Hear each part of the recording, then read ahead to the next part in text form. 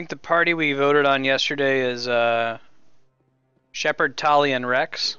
If there's anyone in chat who feels strongly about a revote for that, let me know and I can do a revote, but we'll keep that for now otherwise.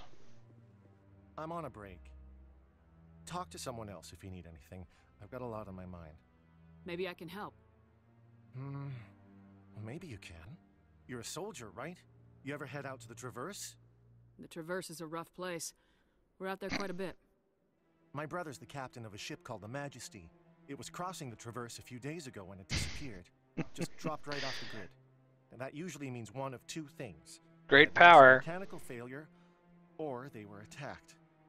Any idea why someone would attack them? Privateers, slavers, mercs looking for an easy score. There's a lot of nasty sorts out in the Traverse. I won't give up on my brother. Not yet.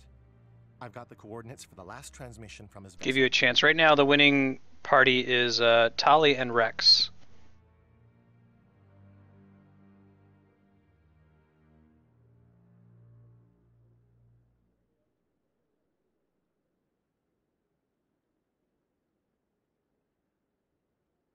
What kind of ship was it? Don't let the name fool you. The Majesty's just a small trading vessel, only a handful of crew. But he kept it in good condition. I don't think mechanical failure is too likely. But they don't have any real weapons or shields. If anyone did come after them, the Majesty'd be a sitting duck. What's in this for me? I can't afford to pay you anything. If I had that kind of cash, I'd have hired a recovery team to track him down already. Maybe you could look into this as a personal favor, you know? We humans have to... Okay, there's a new poll If open. your brother's still alive, I'll find him. Give me the coordinates. I'll forward them to your ship right away. Please let me know as soon as you find him. You can talk to Admiral Kirihi too.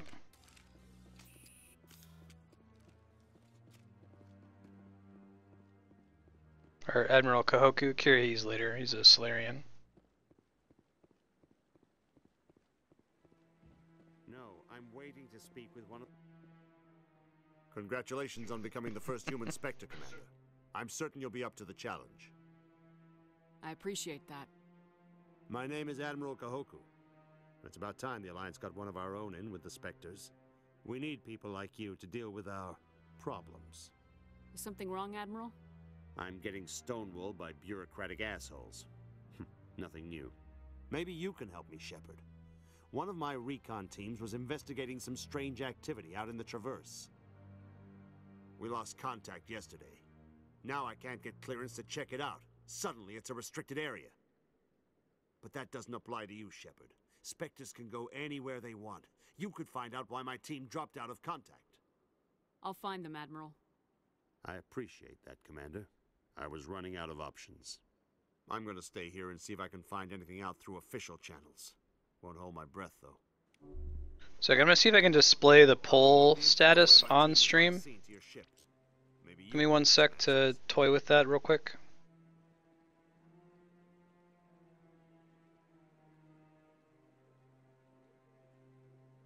Shouldn't take long. Looks like Rex and Garrus are gonna win it though.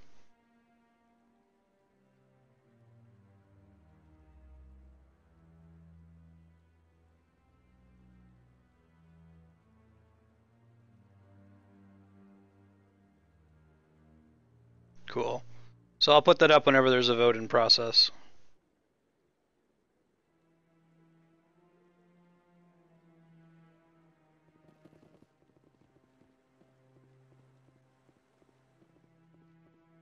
Rex Garrus it is.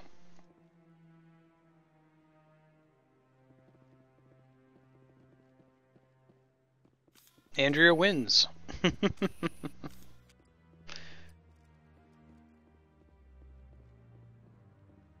Sure, sure. Alright, so we got some codexes to read. Let's go through them. Pharos is a habitable world in the Attican Beta Cluster. 2/3 of the habitable surface is covered with the ruins of a crumbling Prothean megatropolis. In the millennia since the Prothean extinction, the ruins have been repeatedly picked over by looters many times. Pharos was considered a poor prospect for colonization, as little open ground remains for agriculture. The only sizable freshwater sources are the poles, which are tapped by the decaying Prothean aqueduct systems. The dead cities, while in good condition considering their antiquity, are of uncertain stability. Ground level is congested by a dozen meters of fallen debris, and the air is fouled by dust. In 2178, the Human Exogeny Corporation announced its intention to place a permanent colony on Pharos to thoroughly explore the ruins. The pioneer settlement was placed on the upper levels of several intact skyscrapers, using the surviving Prothean aqueducts and rooftop hydroponic gardens to support the population. Cool, so TLDR on that one. Pharos is an old Prothean colony, basically.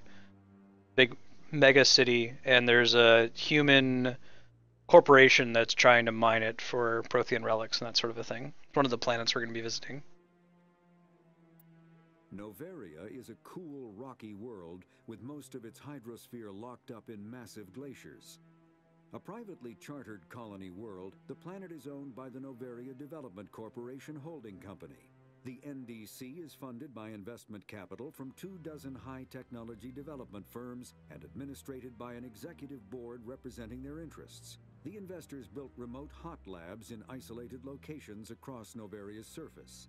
These facilities are used for research too dangerous or controversial to be performed elsewhere, as Noveria is technically not part of Citadel space and therefore exempt from Council law. By special arrangement, Citadel's special tactics and reconnaissance agents have been granted extraterritorial privileges, but it remains to be seen how committed the Executive Board is to that principle. Given its unique situation, it is understandable that Noveria is often implicated in all manner of wild conspiracies. So Noveria is an ice planet like Hoth in Star Wars, but it's outside of Citadel space, so a lot of scientists go there to do experiments that are controversial. Combat hards. All modern infantry weapons, from pistols to assault rifles, use micro-scaled mass accelerator technology. Projectiles consist of tiny metal slugs suspended within a mass-reducing field, accelerated by magnetic force to speeds that inflict kinetic damage. The ammo magazine is a simple block of metal. The gun's internal computer calculates the mass needed to reach the target based on distance, gravity, and atmospheric pressure, then shears off an appropriate-sized slug from the block. A single block can supply thousands of rounds, making ammo a non-issue during any engagement. Top-line weapons also feature smart targeting that allows them to correct for weather and environment. Firing on a target in a howling gale feels the same as it does on a calm day at the practice range. Smart targeting does not mean a bullet will automatically find the mark every time the trigger is pulled. It only makes it easier for the marksman. Dude, I love this about this game, and they kind of change it in Mass Effect 2. I think it's for the better for that game's gameplay, but I wish they would have stuck with this because it's so neat. The idea is that you have this like block of metal, and you only need to shave off a tiny little piece, and if you accelerate it fast enough, it will do lots of damage, and you don't need to have like fancy explosive bullets. You don't need to have limited ammo. So really the thing that limits weapons isn't ammo, it's heat. That if you shoot too many times, the gun will start to overheat. So you'll see that in battle. This explains why we don't have ammo in this game. They do have an in-universe explanation for why they add ammo in Mass Effect 2, and it's acceptable, I think. It's still, I don't know. I think there's a compromise solution. I'll talk about that when we get to Mass Effect 2. Alright, so we heard about the Krogan rebellions. They went nutso after they defeated the Rachni for us, because we kind of uplifted them and allowed them to travel through space before they were really ready to. So they rebelled and tried to conquer, and the Turians had to shut them down. The Quarians are sort of like space, well, I think they're called the Romani people technically, but you might know them better as gypsies. So they're like nomadic. They travel around in these this flotilla of ships. It's really neat. Like, they were kicked out of their homeworld by the Geth, which they built. They're like the AI enemies that we've been running into in this game. And now that they're on these ships, their immune systems have gotten really, really crappy, so they have to use these enviro suits so they don't get sick if they leave their colony. People on the ships go on a pilgrimage when they come of age, which is to go find new things, and to also switch ships so that they don't have interbreeding going on within individual ships in the flotilla. But they go on this journey basically to recover an important artifact or important information that will help all of the Quarians survive. Citadel conventions is like the Geneva conventions. We think we've read about that one already. CSEC are the Citadel Police, which Garrus is a member. Dreadnoughts are really, really big ships. The important thing to learn about dreadnoughts, is that they're based on your race and your membership in the council. You're allowed to have a certain number of dreadnoughts. So the Turian fleet has the most at 37. The Asari have 21. The Solarians have 16, and humanity has 6, and is making their 7th. So notice that humanity is the only race that's not a council race that has dreadnought ships.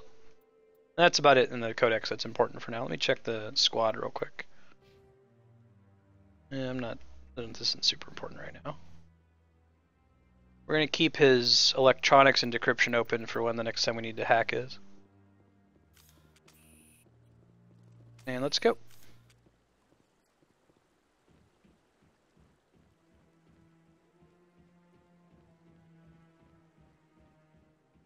Point this out again, if you have not played Mass Effect 1 before to completion, look away, close out of the tab for a sec, or switch to a different tab, and I'll tell you when you can tab back. If you have beaten Mass Effect 1 before, check out the map in this area that we're in. I'm just going to show it on screen. We got a lot of people who haven't played Mass Effect before, so I'm trying to keep spoilers to a minimum, but this is kind of cool to point out to people who have beaten it before. And now it's safe to tab back in.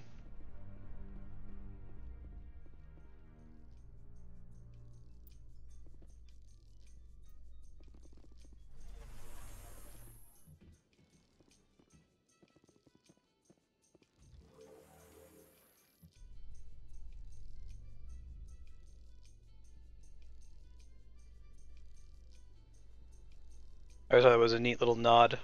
In other news, ExoGeniCorp is still denying reports that one of their survey teams has gone missing in the Hades Gamma Cluster. When asked why communication with the survey team was suddenly cut off last week, company officials refused to comment.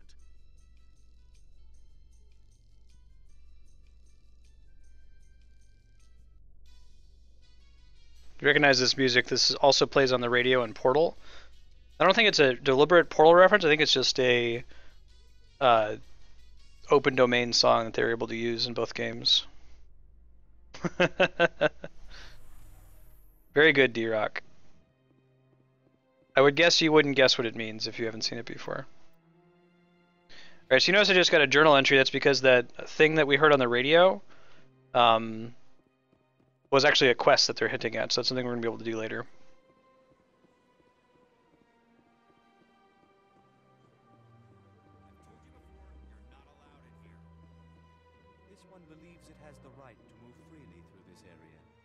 That Hanar refuses to listen to reason. Why can't it act in an orderly and lawful manner? You should be more tolerant. It's just trying to express. This is another one here. I am not unreasonable. The Hanar is free to spew its nonsense once it purchases an evangelical permit.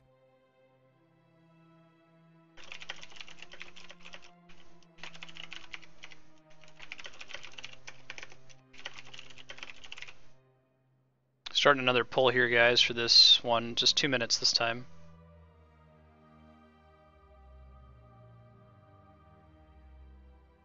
Hey, Okega, how's it going? So if the Hanar gets a permit, it's allowed to preach? No. Registered evangelicals must follow regulations. There are specific areas where preaching is legal. Failure to follow the regulations results in the forfeiture of the license. Why don't you just arrest the Hanar?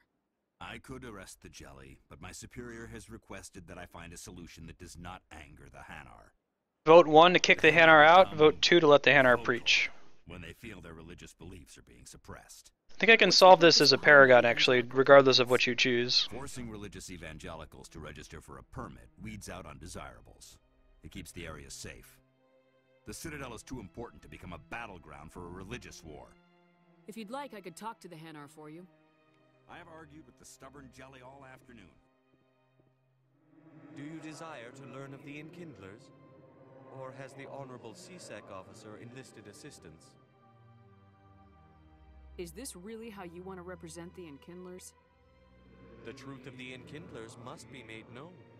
They gave the Hanar language, and gave the universe the mass relays.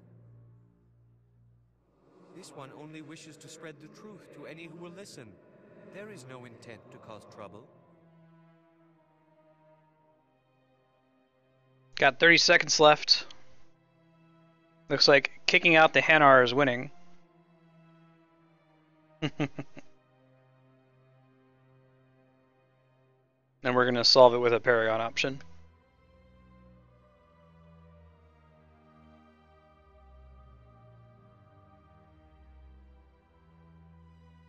Breaching jellyfish. Yeah, so reminder, the Hanar worship the Protheans, who are the ancient race that are no longer with us, that are responsible for all the modern technology we have. Everybody else doesn't really worship them, but the Hanar do, because the Protheans may have interfered in their evolution. Is this Love you, how technically, the Will. Enkindlers would want you to use this gift of consciousness? The Enkindlers would wish for their message to be spread to all sentient races. The Enkindlers wouldn't wish their message to be spread by breaking society's laws. This one hears wisdom. Perhaps enthusiasm has clouded judgment in this matter. This one departs now, and will not intrude upon the Presidium again. All right. I see the Hanar is left. Thank you. Happy to help. Here, for your assistance in this matter. Now, if you'll excuse me, I should report to my superiors. Give me some Omnigel. Sweet.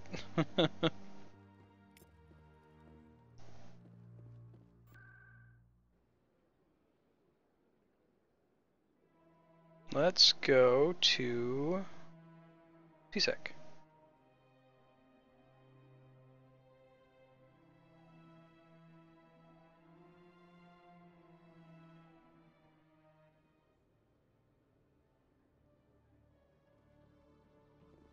Go talk to the officer.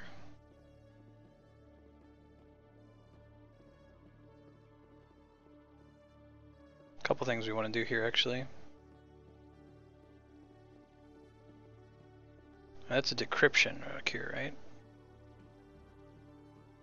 So let's get him up on decryption. That's the highest we could possibly need.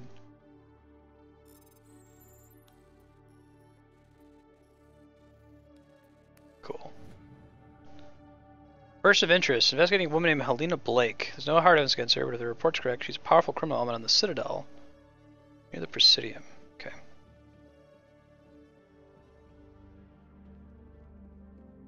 Already talked to him. See what's up here. And this is where we want to place a bug for Emily Wong later. So scanning keepers.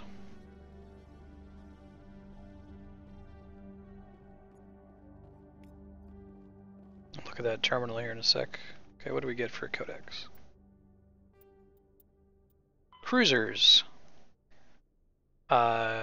Cruisers perform independent show the flag patrols. Alliance cruisers are named after cities on Earth. Oh, so this is interesting, like, apparently, maybe it'll come up in this codex here. Frigates, yeah.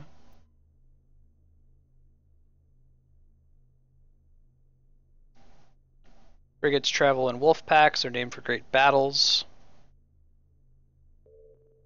So the Normandy is a cruiser since it's named for the city of Normandy. Interestingly, the humans were the ones who came up with the idea of having small fighters. I think we're going to get this in a codex entry later. You know, like having little one-man space fighters and carrying them inside of a dreadnought.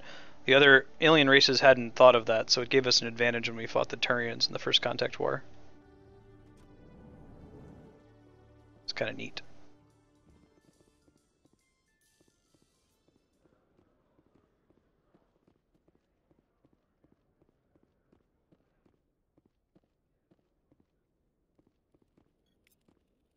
What's up, bro? One sec, looking you up.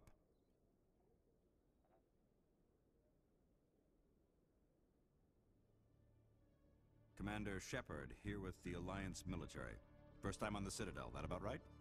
How did you know all that? I'm the CSEC requisitions officer. I need to make sure our buyers for are you. authorized. So, will you be purchasing anything today, Commander Shepard? Show me what you got. Sounds good. Just let me set you up. Oh, this must be a mistake. False. System's telling me to offer you our select stock. Spectre? Well, I heard about that, but I didn't realize it was you. Sorry, Commander. Just show me what you've got. I'll open the rare stocks for you, Commander. I'm Commander Shepard, and this is my favorite store on the Citadel. Alright, does he have any licenses? Because that's what I'd actually want to buy. Yeah, he does, okay. Licenses let the guy in your ship sell the same stuff that he sells, basically. Alright, let's get moving. Let's move the story forward.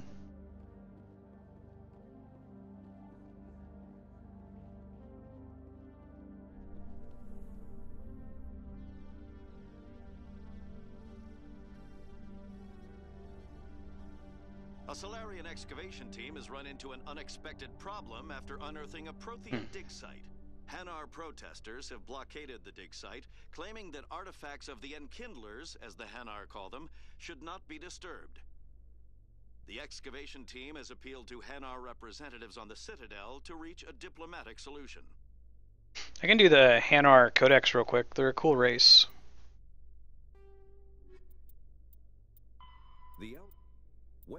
Yeah, basically the idea is they are floating jellyfish.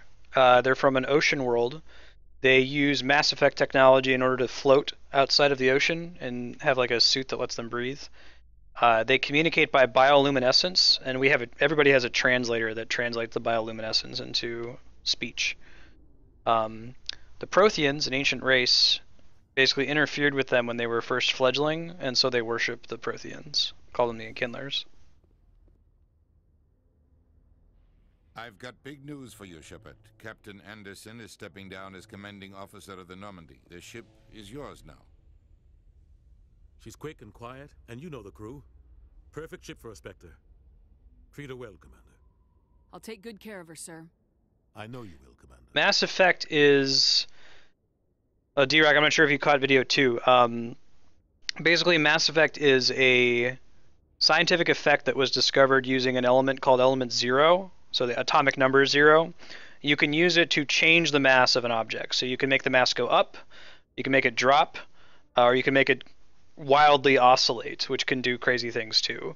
So by applying that in different ways, you can use Mass Effect to make things lighter, to like levitate things. You can use it to accelerate stuff to make it go faster and do more damage. The mass relays make like a tiny little corridor of mass-free space that when you go into it, your mass becomes 0, so you move faster than the speed of light. You just appear instantly at the other end of a mass relay. I want the truth. Why are you stepping down, sir? It's the L Corps, technically. Well, they're the best. A Spectre can't answer to anyone but the Council. And it's time for me to step down. Come clean with me, Captain. You owe me that much. I was in your shoes 20 years ago, Shepard. They were considering me for the Spectres. Why didn't you ever mention this? What was I supposed to say? I could have been a Spectre, but I blew it? I failed, Commander. It's not something I'm proud of. Ask me later and I'll tell you the whole story. For now, all you need to know is, I was sent on a mission with Saren, and he made sure the Council rejected me. I had my shot. It came and went. Now you have a chance to make up for So Mass Effect is just a scientific effect like, you know, electromagnetism. Like, we discover electromagnetism and how to manipulate it, and now we can do all this crazy shit like have computers and have the internet and have working lights and refrigerators and all that kind of stuff. So similarly, Mass Effect, when they discovered it, gives them another quantum leap forward in technology. However, it looks like everyone who's ever found out about Mass Effect hasn't discovered it themselves. They've learned about it from the Protheans. So they found some Prothean ruins somewhere in their own star system that have given them that information. That's how the humans got into space, the Asari, the Solarians, and so on. I won't let you down, sir. Saren's gone. Don't even try to find him. But we know what he's after. The conduit. He's got his Geth scouring the Traverse looking for clues. We had reports of Geth in the Pharos system shortly before our colony there dropped out of contact, and there have been sightings around Noveria. Find out what Saren was after on Pharos and Noveria. Maybe you can figure out where the conduit is before he does. The Reapers are the real threat. I'm with the Council on this one, Shepard. I'm not sure they even exist. But if they do exist, the conduit's the key to bringing them back. Stop Saren from getting the conduit, and we stop the Reapers from returning.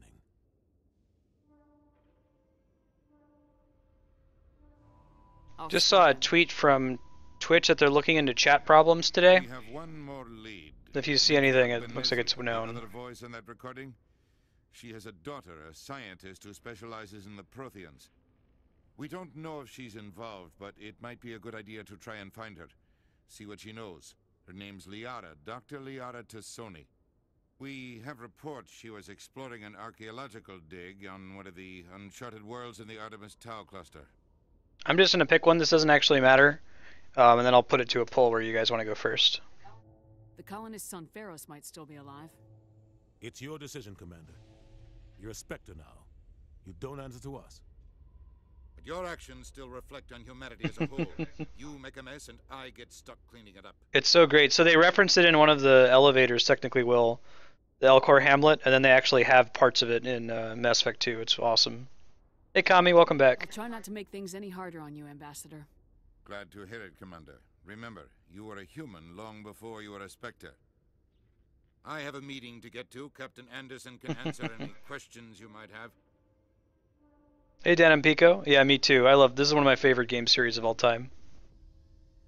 Yes, Commander? I should go. I have to go. All right, so let me put up this poll. Let me explain what it is. So there's a lot of places we can go right now. When you see the galaxy map, you're going to be like, whoa!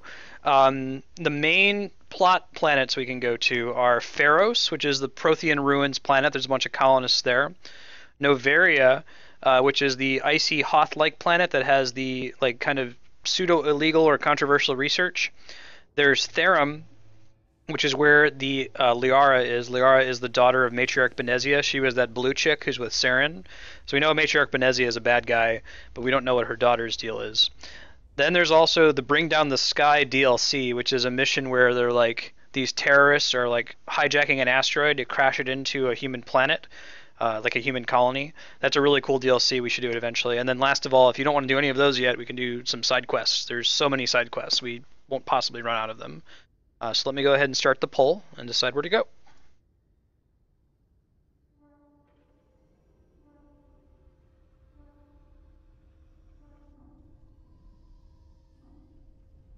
Yes, Commander?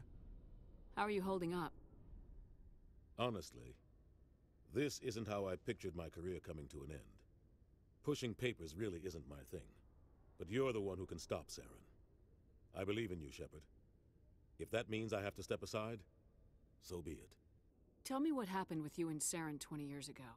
It's close to 20 years ago now. Ambassador Goyle was our representative here on the Citadel. Like Udina, she wanted to get a human into the Spectres. She chose me. The Council sent Saren to keep an eye on me and evaluate my performance, just like they sent Nihilus to keep tabs on you. Why weren't you honest with me? It's not something I'm proud of. I had a chance to become the first human Spectre, and I failed. So if you want to vote on where to go first, 1 is for Pharos, 2 is for Noveria, 3 is for Therum, 4 is for Bring Down the Sky DLC, and 5 is for side quests. You got 2 minutes left.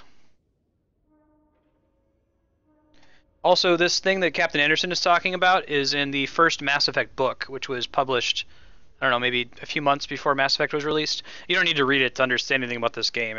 He basically explains all of it here. I think I deserve the whole story. We had intel on a rogue scientist being funded by Batarian interests. He was trying to set up a facility to develop illegal AI technology out in the Verge. Alliance intel had done all the work, but the Council wanted a Spectre involved. We compromised.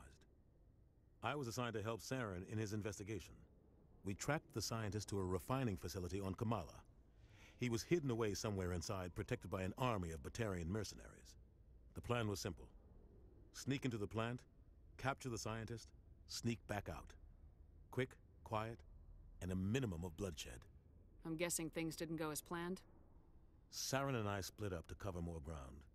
Then about halfway through the mission, there was a massive explosion in the refinery core. Officially, it was ruled an accident, but I think Saren detonated it on purpose to draw off the enemy guards.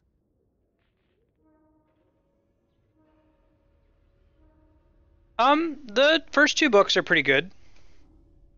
After that, Drew Karpyshyn doesn't write them anymore. The whole place was on fire. Black chemical clouds poured out into the atmosphere. Nobody inside survived. There was a camp for the workers and their families nearby. Between the fires and the toxic fumes, the final death count was over 500. Mostly civilians. Saren didn't care.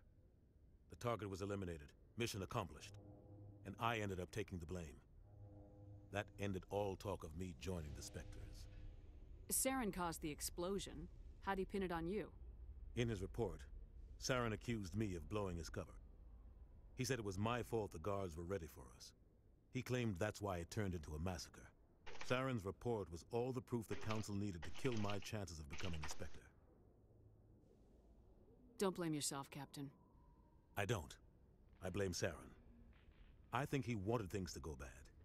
He was looking for an excuse to blow that refinery. Maybe he just likes the violence. Maybe he was just trying to make me look bad to keep humans out of the Spectres. If so, he... So, care of Murph's final vote there, buzzer beater. Let me close the thing up here. Gotta keep track of that. Care of Murph's final vote. Asari tied Theros, so we're gonna do the Asari planet first. The Council was going to listen to me, or their best agent. I had a bad feeling about him right from the start. I should have been more careful. Maybe I could have stopped things before they got out of hand. Don't blame yourself, Captain. I don't. I blame Saren. I think he wanted things to go bad. He was looking for an excuse to blow that refinery. Maybe he just likes the violence. Maybe he was just trying to make me look bad to keep humans out of the Spectres. If so, he pulled it off. Why'd you let him get away with it? Who do you think the Council was going to listen to? Me? Or their best agent? I had a bad feeling about him right from the start. I should have been more careful. Maybe I could have stopped things before they got out of hand. The only thing Wait, that just kept looping, didn't it? You're right, Commander. It's no good living in the past. I should go. I'll be here. I should go. I have to go. Did I get any Codex stuff? In the early 2160s, the Alliance began aggressive colonization of worlds in the Skyllian Verge, much to the dismay of the Batarians, who had been developing the region for several decades. In 2171, the Batarians petitioned the Council to declare the Verge a zone of Batarian interest.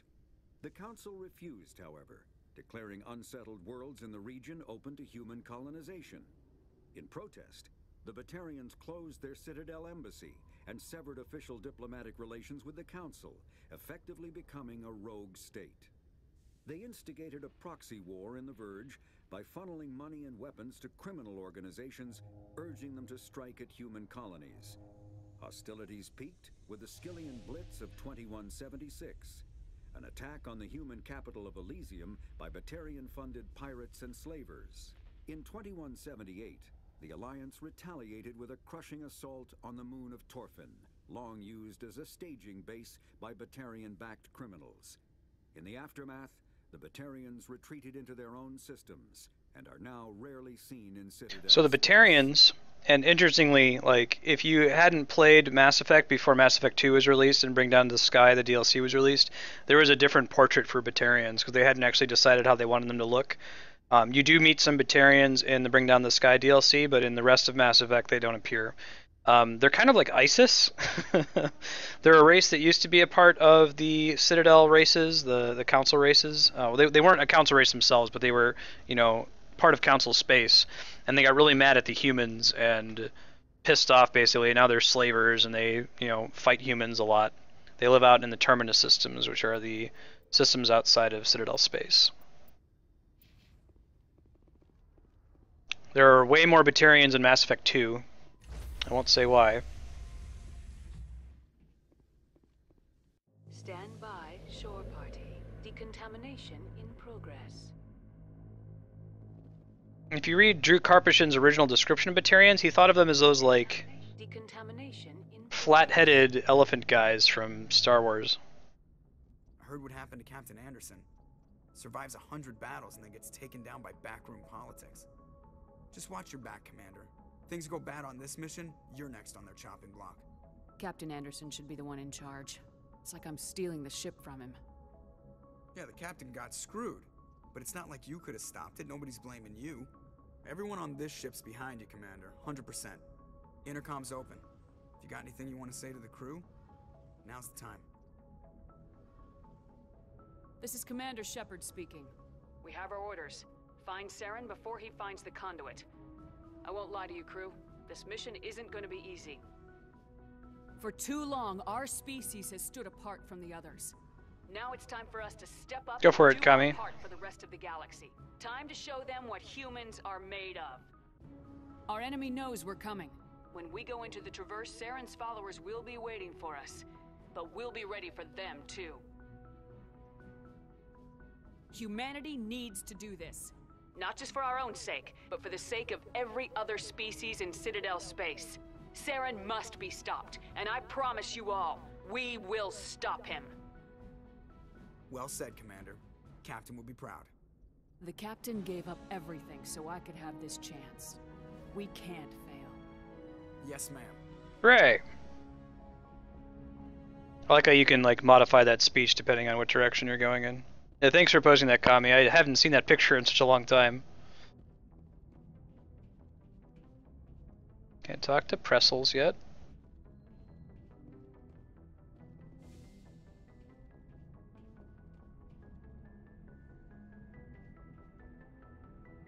Not a fan of Ashley.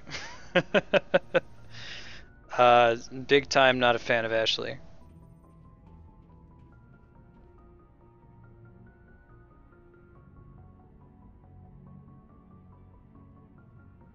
Anything you need, Commander?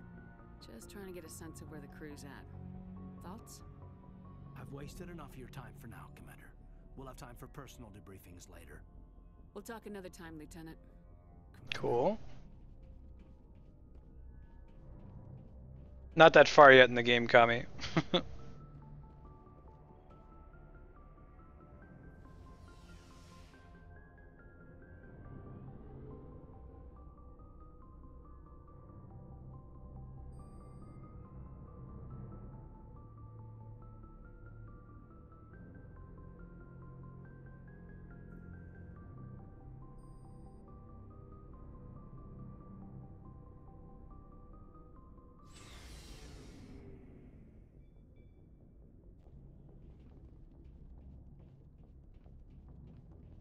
Nice ship you've got, Shepard. Thanks, Rex. What can I do for you? What's your story, Rex? There's no story. Go ask the Quarian if you want. Alright, so we did a vote on whether we should treat each character Paragon or Renegade, and the vote for Rex won Renegade, so we're gonna do that.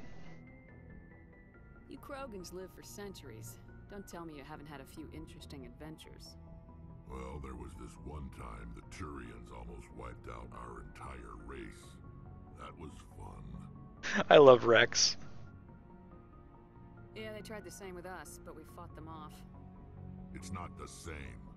Seems similar enough to me. So your people were infected with a genetic mutation? An infection that makes only a few in 1,000 children survive birth? And I suppose it's destroying your entire species? You're still here. Can't be all that bad. I don't expect you to understand, but don't compare humanity's fate with the Krogan. I was just making conversation. I wasn't trying to upset you. Your ignorance doesn't upset me, Shepard. As for the Krogan, I gave up on them long ago. The genophage infected us, but it's not what's killing us. Are your people really dying? We're sure not getting any stronger. We're too spread out. None of us are interested in staying in our own system. Lots of species have left their homes and prospered. But they go to colonize new worlds. We're not settlers. We're warriors. We want to fight. So we leave. Hire ourselves out. And most of us never go back. What can you tell me about the genophage? Ask the Solarians if you want details. They made it. All I know, it makes breeding nearly impossible. Thousands die in stillbirth, and most never get that far. Every Krogan is infected. Every one. And no one's... Remember, Krogan had a crazy high birth rate, so the genophage was deployed to keep them from, like, spiraling out of control and just overrunning the galaxy. There's still a decent number of Krogan, it's just that 1 in 1,000 births are viable. Why don't the Krogan try to find a cure? When was the last time you saw a Krogan scientist? You ask a Krogan, would he rather find a cure for the genophage or fight for credits? He'll choose fighting every time. It's just who we are, Shepard. I can't change that. Nobody can. So long, Rex. Shepard. Commander? Do you have a few minutes to talk? One-on-one? I'm sorry, Commander. I wouldn't mind talking more later, though. Dismissed, Chief. Ma'am?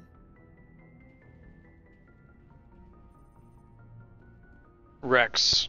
But Grunt's pretty great, too. Thanks for bringing me on board, Commander. I knew working with the Spectre would be... I'll talk more about Rex and Grunt once we actually get to Mass Effect 2. Well, no, but I know what they're like. Spectres make their own rules. You're free to handle things your way. At C-Sec, you're buried by rules. The damn bureaucrats are always on your... So we voted earlier to treat Garrus Paragon, so that's what we're going to do. For the most part, the rules are there for a reason. Maybe. But sometimes it feels like the rules are only there to stop me from doing my work. If I'm trying to take down a suspect, it shouldn't matter how I do it, as long as I do it. But C-Sec wants it done their way. Protocol and procedure come first. That's why I left. So you just quit because you didn't like the way they do things? There's more to it than that. It didn't start out bad, but as I rose in ranks, I got saddled with more and more red tape. C-Sec's handling of Saren was typical. I just couldn't take it anymore. I hate leaving. I hope you made the right choice. I'd hate for you to regret it later. Well, that's sort of why I teamed up with you. It's a chance for me to get off the Citadel, see how things are done outside C-Sec. Either way, I plan to make the most of this. And without C-Sec headquarters looking over my shoulder, well, maybe I can get the job done my way for a change. If getting the job done means endangering innocent people, then no. We get the job done right, not fast. Got it? I wasn't trying to... I understand, Commander. Hear that, Andrea? Get the job done right, not fast. That was the Paragon option. My wife, who played the relentlessly renegade Commander Shepard. What's up, Tali? Your ship's amazing, Shepard. I've never seen a drive core like this before. I can't believe you were able to fit it into a ship this small. I'm starting to understand why you humans have been so successful. I had no idea Alliance vessels were so advanced. The Normandy's a prototype, cutting-edge technology. A month ago, I was patching a makeshift fuel line into a converted tug ship in the flotilla. Now, I'm sitting on board one of the most advanced vessels in Citadel space. I have to thank you again for bringing me along. Traveling on a vessel like this is a dream come true for me. So remember, the Quarians travel on a group of ships. They've been exiled from their homeworld, but their ships are all like beaten up and raggedy, and they've just been fixing the same ones, not buying new ones. I had no idea you found ship technology so interesting. It comes with being a Quarian. The migrant fleet is the key to the survival of my people. Ships are our most valuable resource. But we don't have anything like this. We make do with cast-offs and second-hand equipment. We just try to keep them running for as long as we can. Some of the fleet's larger vessels date all the way back to our original flight from the Geth. I can't believe your fleet's still using ships that are 3 centuries old.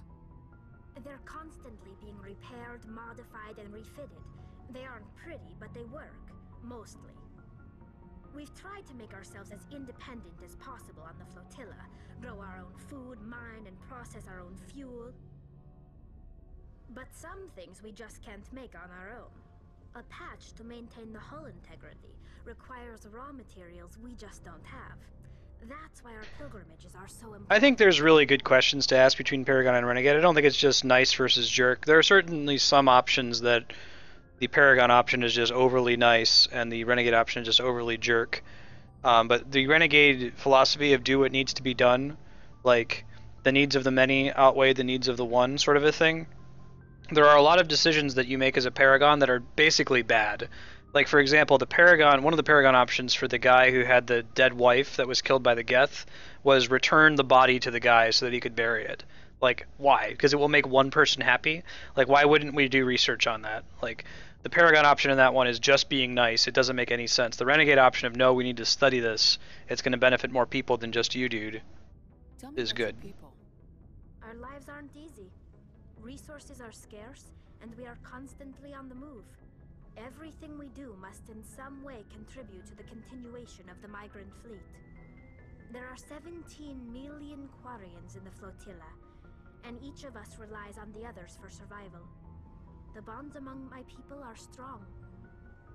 Unfortunately, we have had to surrender many of the freedoms and civil liberties Yeah, that's just a problem with game development. Like, you can't make 3 branching games each time you make a sequel, or at least they didn't have the money to after being bought out by EA. That's part of what I talk about when I say the narrative uncertainty. Like, it feels so great when there's unlimited possibilities. Like, oh man, what are they going to do with these decisions? What kind of freedoms? Well, it's illegal for parents to have more than one child. If our population grows too much, it would strain our resources to their breaking point. Of course, we also can't allow our numbers to become too few.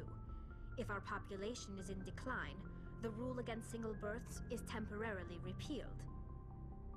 In extreme cases of population decline, incentives are even offered to encourage multiple births, though the Conclave hasn't had to take such measures in nearly a century.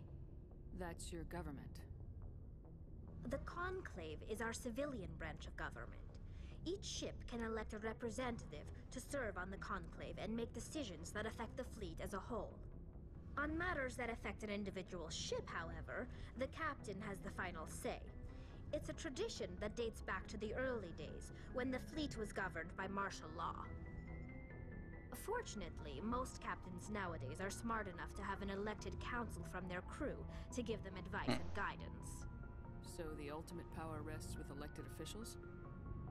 In practice, the Conclave and the respective council for each ship tend to set the rules that govern our daily lives. But in theory, we are still under military jurisdiction. The 5 top-ranking military officials in the fleet serve on the Admiralty Board. These 5 have the power to overrule any decision by the Conclave in case of emergency. To do so requires unanimous agreement among the Admiralty, and they can only do this once. After that, the entire board must resign their posts. It's a safeguard that served us well. In nearly 3 centuries, the Admiralty Board has only overruled the Conclave. That's such a cool concept. I want to know more about the Geth. I doubt I can tell you anything you don't already know. It's been almost 3 centuries since they drove my people into exile. All I know is the story of their origins. What they were when we created them, and how they turned on us. Interesting. The Geth were originally created to serve as an automated manual labor force. Initially, their intelligence was as limited as any VI. Over time, we made small modifications to their programming to allow them to perform more varied and complex tasks, bringing them closer and closer to true AI status. How come the Council didn't step in and stop you? This wasn't true AI research. We may have been skirting the bounds of the law, but we never did anything that was actually illegal. The changes were so insignificant, so gradual, that we were able to control them. Or so we thought. But one thing we underestimated was the power of the neural network. A million Geth thinking simultaneously created an inherently unstable... So I like how this game uses the actual conversation option to tell the player information without injecting it into the conversation in a way that would be clumsy. In the last example, Shepard should know that AI research is illegal, right? So the option that I picked was, isn't AI research illegal? That tells me, the player, hey, AI research is illegal. And then Shepard doesn't actually say that. She says something that, like, you know, why didn't the council step in, right? So she still keeps the verisimilitude is preserved in the universe. You accept that everything is true and makes sense. So the Geth share brain power? Doesn't break you out of it. Many of the Geth's logic systems were designed to work in concert with other nearby Geth. Basically, the more of them you have in a group, the smarter they are. So there's some sort of group consciousness? No, nothing like that. They cannot share sensory data or information. Their programming cannot handle that much simultaneous input. Each Geth maintains an individual awareness and identity. The neural network only operates on a process-based level. It's basically the synthetic equivalent of a subconscious. But when they're in close proximity, they can coordinate low-level functional processes, freeing up more capacity for original or independent thought. That doesn't make any sense. I'm probably oversimplifying. The Geth are incredibly advanced and complex creations. All you need to know is that they get smarter when they gather in large numbers. As we built more and more Geth, their effective intelligence became more sophisticated, more abstract. One day, a Geth began to ask its Quarian overseer questions about the nature of its existence. Am I alive? Why am I here? What is my purpose? As you can imagine, this caused a near panic among my people. I don't see what's so bad about those questions. The Geth were created to engage in mundane, repetitive, or dangerous manual labor. That's fine for machines, but it won't satisfy a sentient being for long. The Geth were showing signs of rudimentary self-awareness and independent thought. If the Geth were intelligent, then we were essentially using them as slaves. It was inevitable the newly sentient Geth would rebel against their situation. We knew they would rise up against us, so we acted first. A general order went out across all Quarian-controlled systems to permanently deactivate all Geth. The Geth responded to this order violently. Hey, you can't blame them for fighting for their survival. We had no other choice. The Geth were already on the verge of revolution. By acting quickly, we had a chance to end the war before it began. The hope was that most of the Geth would still be little more than machines, incapable of organized resistance. But they had progressed much further than anyone anticipated. The war was long and bloody.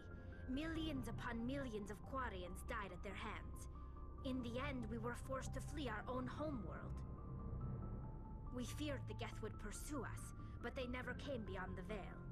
Now we drift through space, exile, searching for a way to reclaim what was once. And let me know what that is, Kami, once we beat Mass Effect 3. It's driving me crazy keeping stuff under my hat too, but we can do it. It's hard to feel sorry for you. Your ancestors tried to wipe out another species. We made a mistake when we created the Geth in the first place, but we did not make a mistake when we went to war against them. If we had not acted, they would have wiped us out. They're a synthetic life form. They have no use for organics. None. Why do you think they cut themselves off from the rest of the galaxy?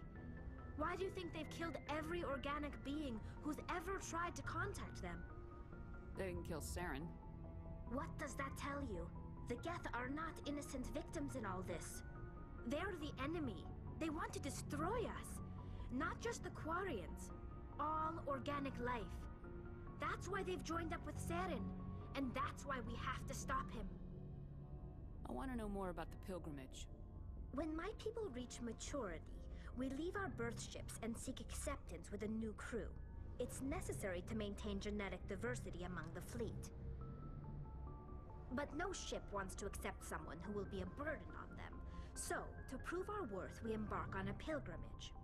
We set out alone, leaving the flotilla and our families behind us. We only return once we have found something of value we can bring back to the fleet.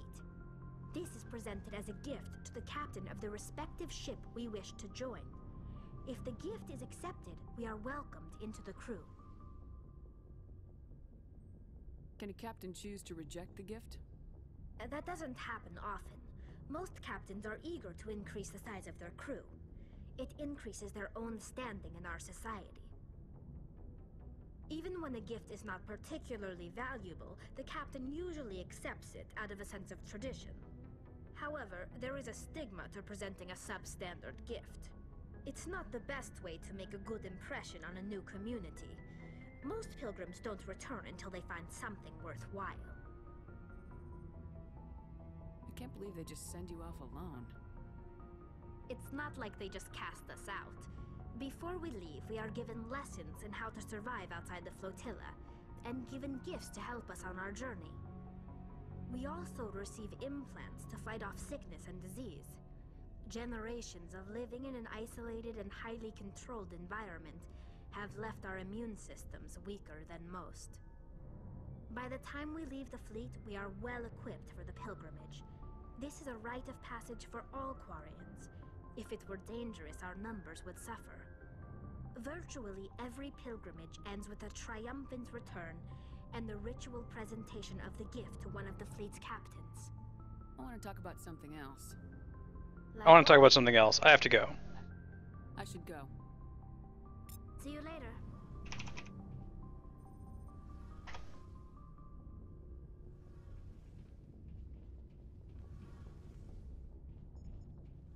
Hey, Commander, you know that Quarian, Tally? She's been spending all her time down here asking me about our engines. I'll tell her to leave you alone. What? No, she's amazing. I wish my guys were half as smart as she is. Give her a month on board and she'll know more about our engines. You should be back, Kami. That was a surprise for me, so I'll leave it alone. I can see why you wanted her to come along. I figured she'd be a real asset to the team. You got an eye for talent, Commander, but I'm guessing that's not why you came down here. Fill me in on the IES stealth system. How does it work exactly? You can't hide a ship out in space. They emit too much heat and radiation. Too easy for sensors to pick them up, unless you find a way to capture those emissions. So our stealth systems trap the energy we give off in storage sinks built into the ship itself. No emissions to give away our location. Yeah, no problem. I know what you mean. Let me respond to that via message.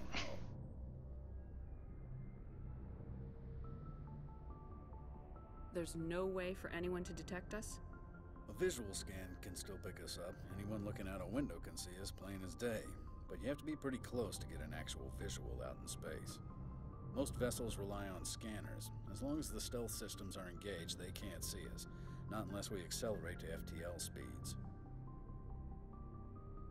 Why doesn't it work with faster than light travel? Cranking up the FTL blue shifts our emissions, pushes them into frequencies too high to capture in the sinks.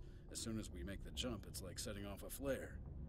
Sensors can pick up our location whenever we enter or exit FTL flight, but for short-range missions, our stealth systems are amazing, and we've got the... Dude, the stealth system is so clever in this game. It's like, people can see you if they just look out a window, but ships don't have windows, because why would they have windows? That's like an archaic concept. Like, you would just use sensors to detect things. And no one's going to use a visual sensor when they can just use a heat sensor. So for stealth, what they do is they vent the heat on the outside of the ship into the ship's cabin, which is great, but if they do that for too long, they're going to cook the crew. So they have to be careful when they use the stealth ship. Where else have you served, Adams? If you name a class of Alliance ship, I've probably served on it. Everything from dreadnoughts and carriers right down to frigates like the Normandy. My last assignment was on the Tokyo, only a cruiser, but she was a good ship. Couldn't hold a candle to the Normandy, though. I want to know more about the Normandy. She's the best ship I've ever served on, probably the fastest vessel ever designed. And she's the only one using the new Tantalus drive core. What's so special about the Tantalus drive core? Proportionally, it's about twice the size of any other vessel. Not only are we faster, but we can run at FTL speeds longer before we have to discharge the core. Carry on, Adams. I'm really starting to like our Shepherd, man. Like, it always takes me a while to get used to a new Shepherd design, because, like, I played with mine so many times, like, that is Shepherd to me. But I like the design of this one. She looks really good. I'm starting to feel like that is Commander Shepherd.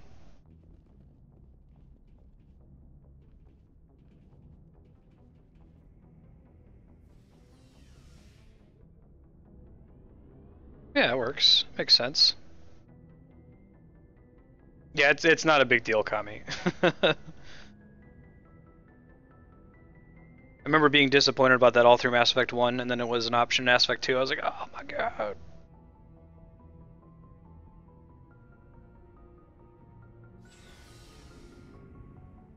Okay, that's everything there is to do, so let's go move on with the story.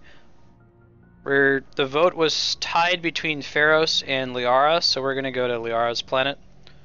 I might have to search around a little bit to find it. Hey Gogums, how's it going, man? We got some new codexes, so let's see what they are real quick. Oh wow, several of them are primary. I'll come back to these. We've been doing a lot of codexes. I would like to. We are going to read every codex on stream though, because they're all awesome, and it's fun to talk about them.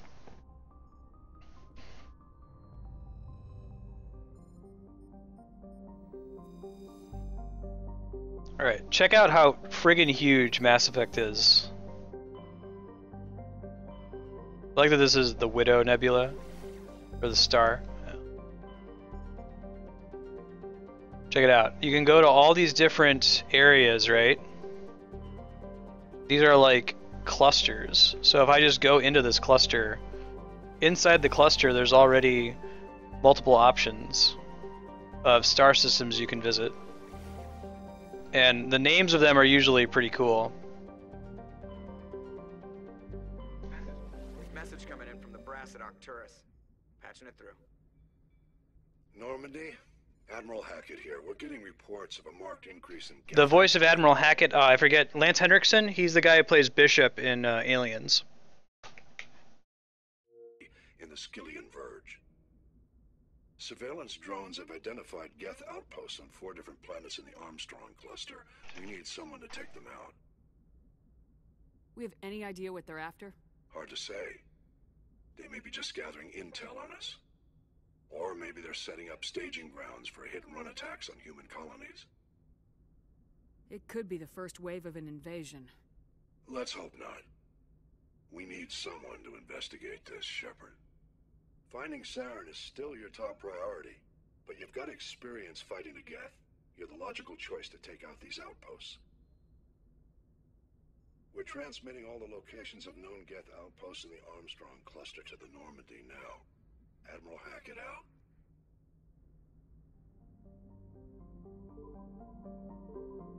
Yeah, so Gagarin is, all these are names of, oops, I mean hit B, early astronauts. They do a really great job of having thematically named planets and systems. And if you know a theme that I don't call it out to me, because that's the most interesting thing in the world to me. It seems silly, but...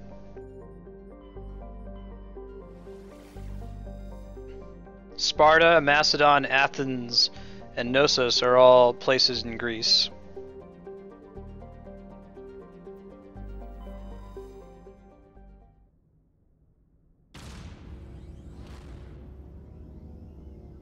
Actually, I think I know the name of the planet. Really, it's you go to all 4 of these trying to find the planet. I think I'm going to go to the one that has Liara on it last to kind of complete that experience.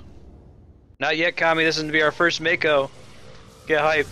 I love the Mako. I guess people didn't like it, but I think it's awesome. Like, the Hammerhead in Mass Effect 2 is pretty cool. Look at this. You can go to all the planets. Oh, it's so rad. Yeah, I don't know what these are named for, but I assume that they're named thematically.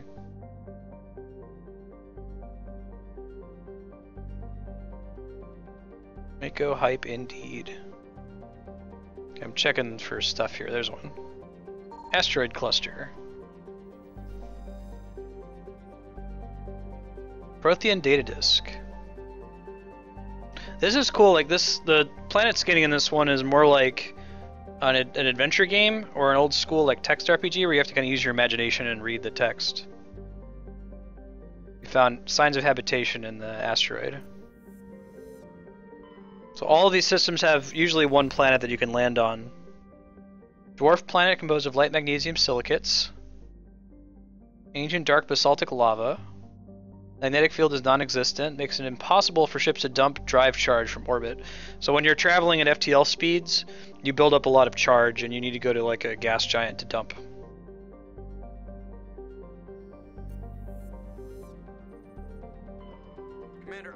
a signal from the planet's surface?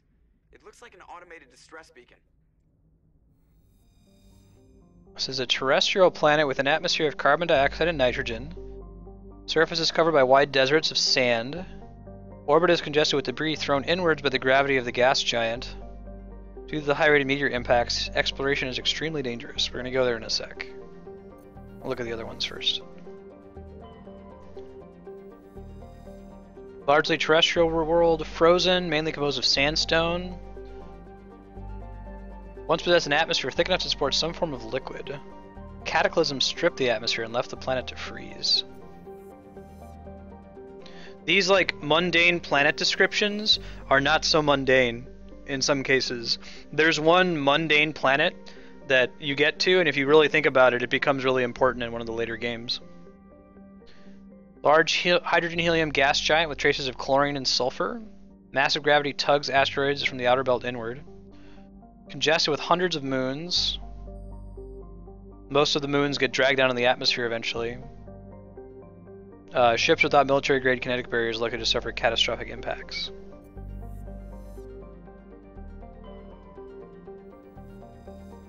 Small terrestrial world.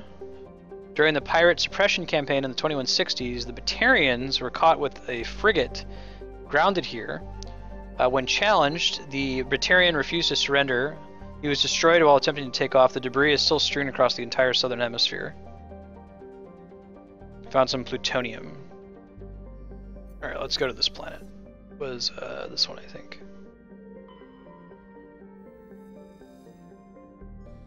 Where there's a distress signal somewhere on this planet, is what we heard. This is technically a side quest since we're looking for Liara's planet.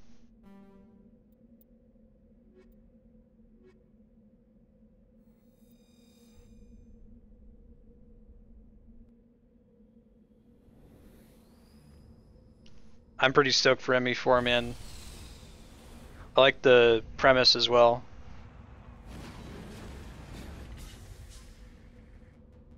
All of Mass Effect takes place in the Milky Way galaxy, and Mass Effect 4 is going to take place in Andromeda, so that it can be completely separate from the events of this game. Yeah, so I just love like landing on these worlds and looking around.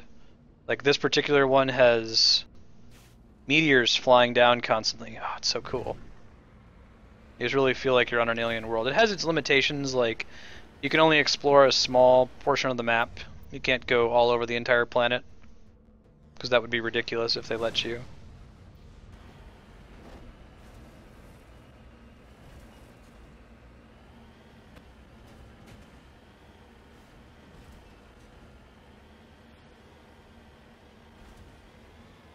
Yeah, I agree.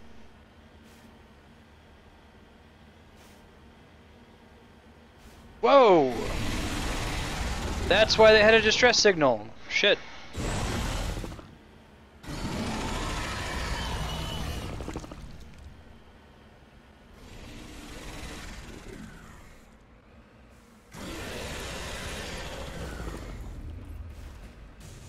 Crap. Crap, crap, crap, crap, crap. Mako! Oh my god, Mako! Mako, I need you to right yourself right now, buddy. Oh my god. Oh my god. There we go. So much stress.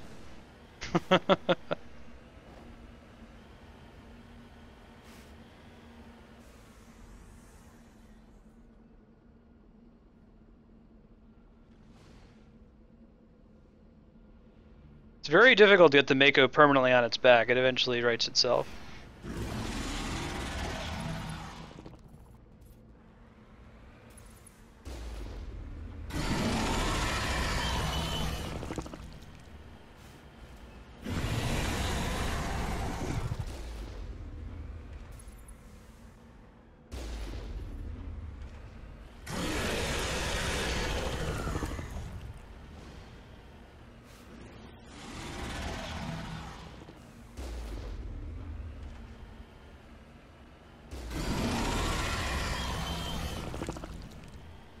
If it surfaces in an unlucky place, it can insta-kill you.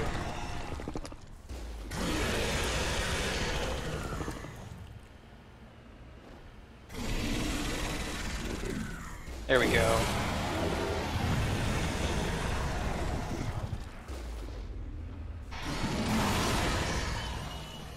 Like that.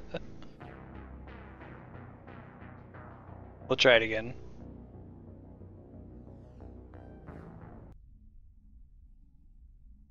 Yeah, he like shoots poison at you, and he can like surface and knock you back. They don't spawn on every planet. Like this is just a random quest where we found this.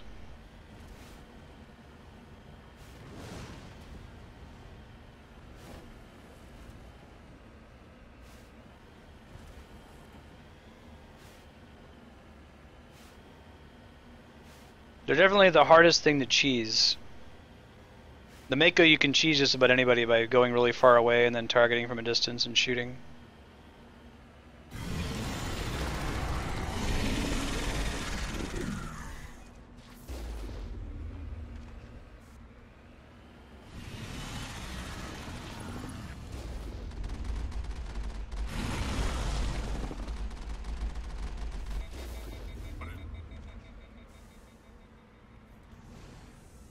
Uh-oh, I'm repairing right in the range of it.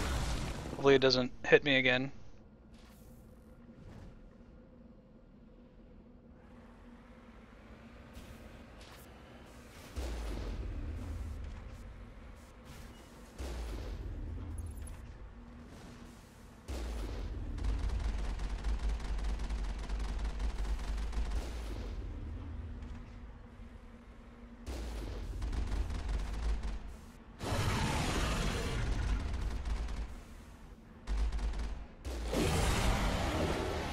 Phew.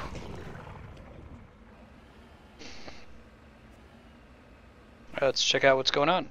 Cover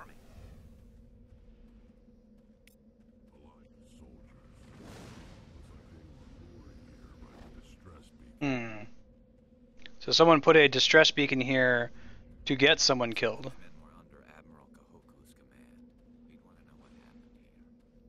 Yeah, there you go. Remember, Admiral Kahoku asked us to find his men who were missing out in the Artemis Tau cluster, so we just found him.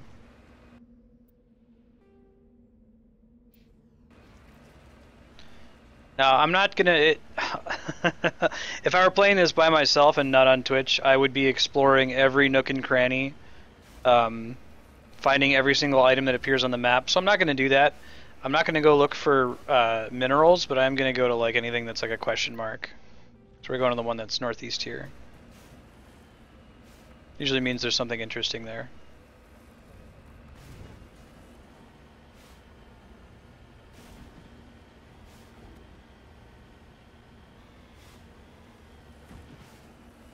That's the best way to get to max level if you're playing it, is to just completely uncover every single planet. You see that red area on the radar in the bottom right corner? That's where I would go out of bounds, and it would kick me back to the Normandy if I drove too far there. There you go, Mako. Tries its hardest. There's something like right over here, isn't there? Yeah, I see it. Mummified Solarian.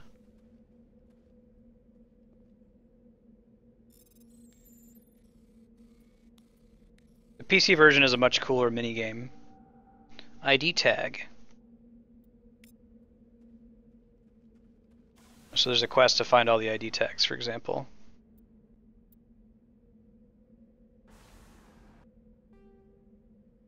Press X on the map to return to the Normandy.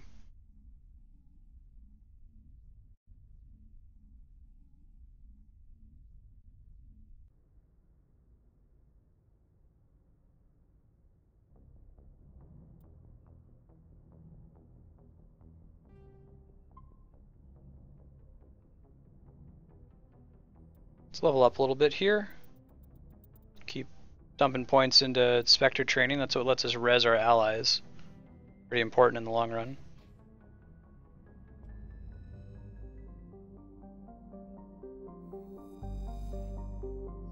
It's kind of tough to keep track of where you have and haven't been, so we're gonna just try to always do clockwise.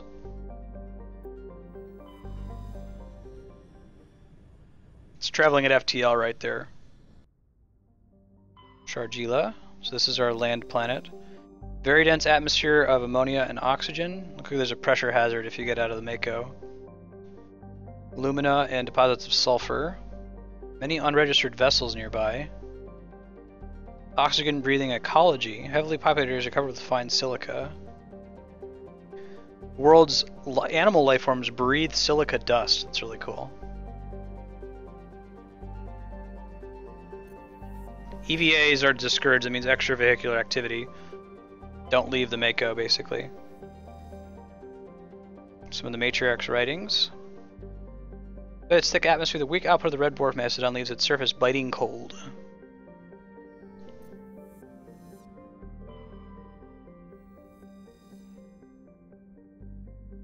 Most of the surface is covered by a vast sea of liquid ammonia in which a unique aquatic ammonia-based biosphere is developed.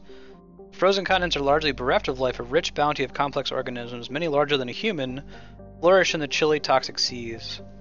While dreadfully inhospitable to humans, it is suitable for colonization by the Volus. Remember, the Volus are the race that live in the little pressure suits because their homeworld is super high pressure, and if they like took their suit off on a Earth-pressured world, their skin would split open.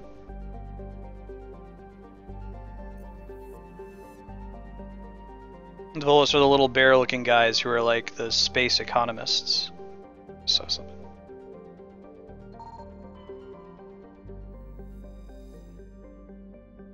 Got some titanium. Fargalus. Xenon. I'm not going to like fully read the planet descriptions unless if they're interesting. There are several that are interesting and several that are actually important.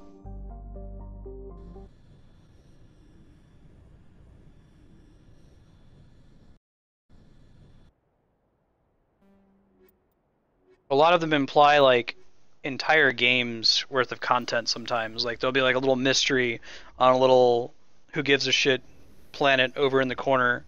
You'd be like, man, I could write a whole story around that.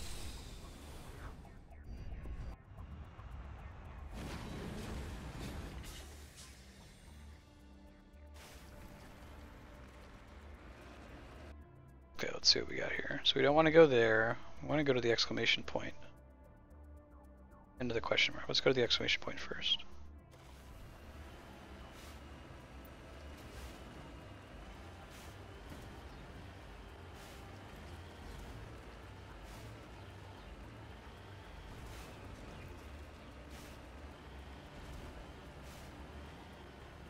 So this one has the silicate sand that's just blowing everywhere. Yeah, EA bought them, chewed them up and spit them out. Like, all the great minds have been removed. Drew Karpyshyn hasn't been working on Mass Effect since Mass Effect 2.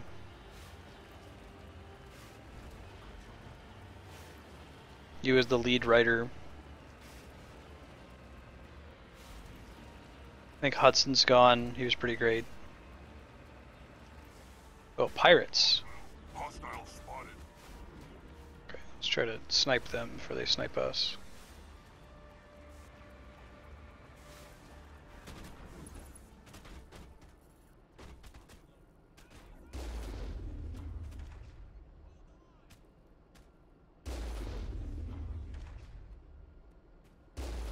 We're vastly out firepower these guys in this thing, as you can see. Yeah, they did it to Maxis too. They're like, let's get some profit from one of your intellectual properties and then let's chew you up and spit you out. It's really sad.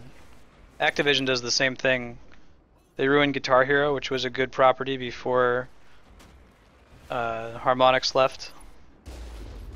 Actually, they ruined music games by like oversaturating the market with like every 6 months there'd be a new game. No one wanted to buy that many plastic instruments. People just got sick of it.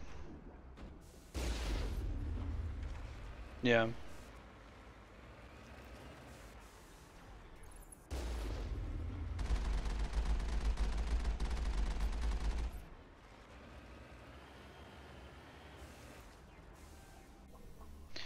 One thing that Mass Effect 2 is a huge improvement on over Mass Effect 1 is that a lot of the like optional side missions in Mass Effect 1 are very, very similar. Like there's only like 5 or 6 general layouts to these dungeons or buildings. Whereas Mass Effect 2 goes out of its way to make every area unique, which I really appreciate. They didn't have to do that. Human pirates, huh?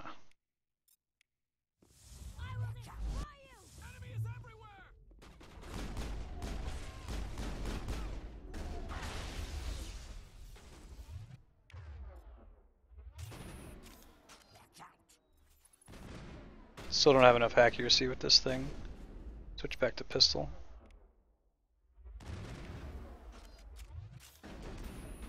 Oh, they got a Krogan. Krogan are scary because they'll just charge you. They don't care.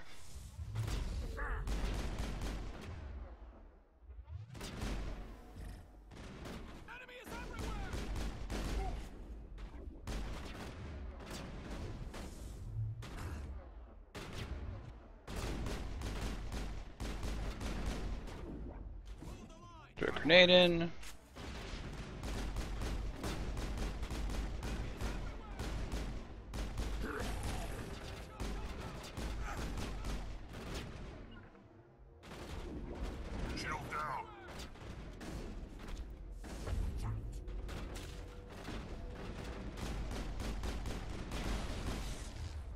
Do another throw.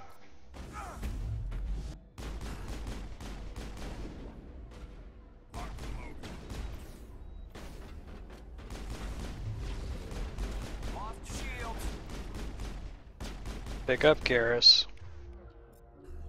Good to go, Commander.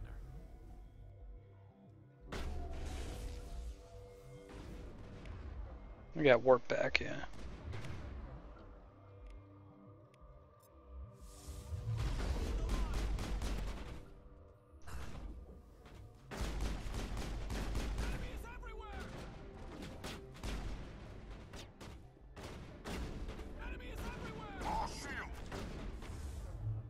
Solarians, easier to kill.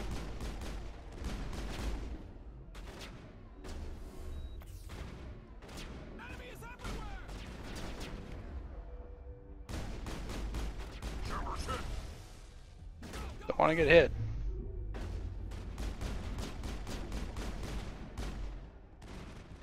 We go chill. Let them take care of stuff for a sec. Not now, Shepard.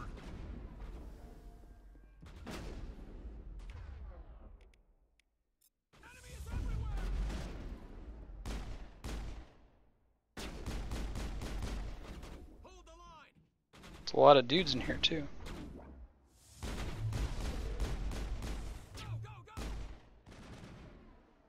They got a biotic. That doesn't help.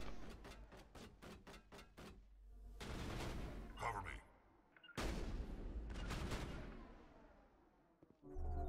Can't lock on. Target not acquired. I can't get a lock. Can't lock on. Hold the line. I can't get a lock. Hold the line. Say goodnight. Target online. There he is. Let's do a warp. I can't get a lock. There we go, nice.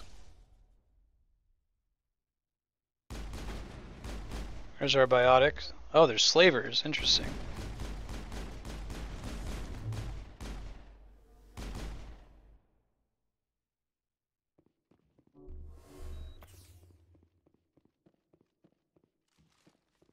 One around the corner in here, you can see him on the map. God, I love that you can do that, pause combat like that. Nice.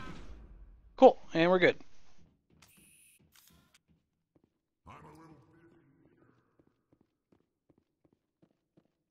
I have to toy around with our equipment pretty soon here.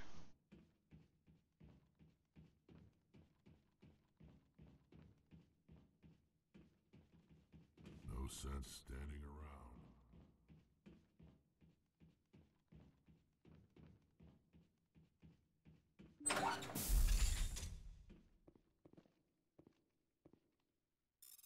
We might run a little bit over today, but we're going to go ahead and finish the Liara mission.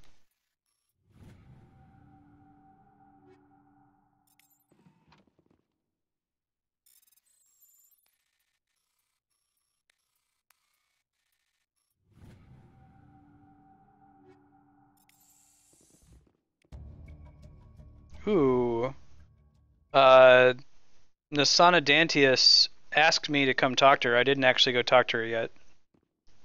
If you talk to her first, you get a slightly different story. Where she says, hey, you know, go find my sister. And then it turns out that her sister is a pirate slaver. But we found the mission without talking to her, so it's going to change things a little bit when we actually go back.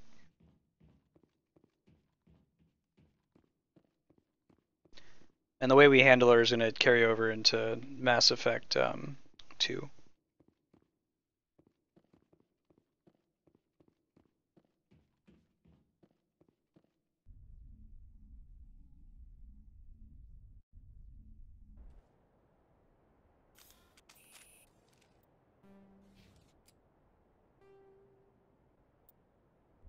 We'll skip the little question marks. Like, you do actually get some more assets at the end if you pick up all of the Matriarch's writings and all that fun stuff, but it's it's such a pain in the butt to do. I'm not going to do it on stream. I would certainly be doing it if I was just playing it myself. Okay, so we tried Macedon. Let's go to Athens. Might be Athens.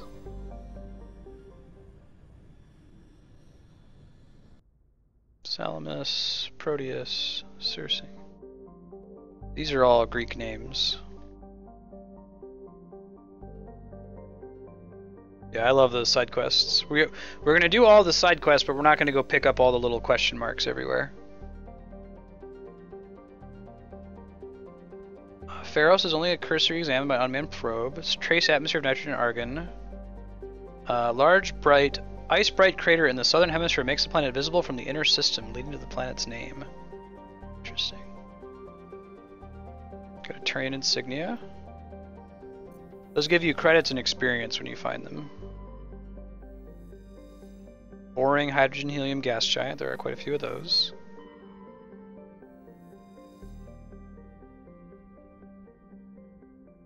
The equatorial daytime temperatures turn the surface molten. It's pretty cool.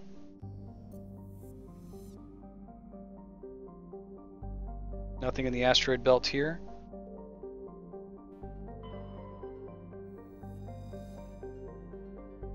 Helium-3, which is actually a pretty important thing for us to learn how to mine effectively eventually. Oh, 90% ocean cover like the Hanar homeworld. The incredible heat from Athens raises global humidity to 100%, creates constant cloud cover, and powers colossal typhoons. Hot, humid, and storm-racked Proteus' rare combination of oxygen, nitrogen atmosphere, and carbon-based biosphere nevertheless recommended for colonization. The pilot program is studying the possibility of colonies below the ocean surface, safe from the worst effects of the weather. So that's kind of similar. People have ideas of colonizing Venus because the conditions on Venus above the cloud layer are actually quite nice. Well, like, nicer than the other extremes of the solar system.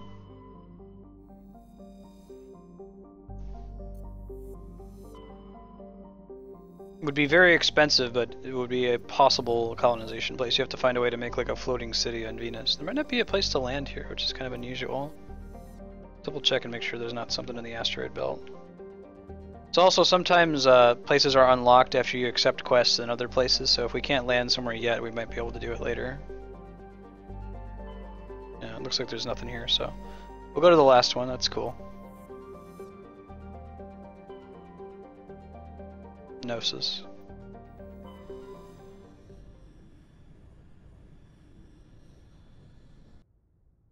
Phaistos. Desolate world.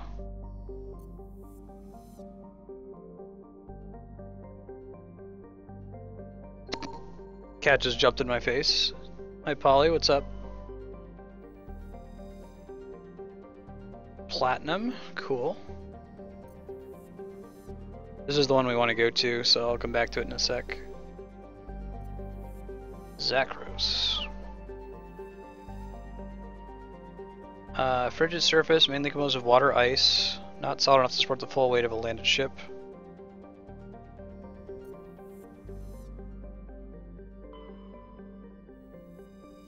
Armeni. Oh, this is one of those cool ones. Terrestrial world, surface composed of silica. Initial flyby probe detected multiple areas at the equator with oddly regular surface protrusions. Closer investigation revealed these are millions of elaborate crypts a few meters below the surface, left by a long-extinct spacefaring species called the Zeoff. Many human universities wish to perform archaeological excavations. Council law holds grave sites as sacrosanct, however, and the matter has tied up in court for a decade. That's so cool. Could make a whole game about this giant crypt world, man.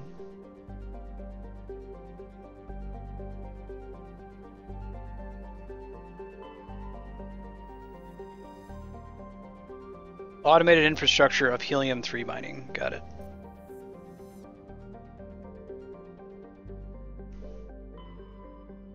Okay, Therum, this is where we're landing. Distant but rich industrial world claimed by the Human Systems Alliance. Plentiful heavy metals have fueled the recent manufacturing boom on Earth. Core samples rich with fossils of simple silicon-based organisms indicate Therum was more habitable in the past than it is now. Perhaps it explains the many Prothean ruins dotting the surface, many of which have been looted by mining corporations.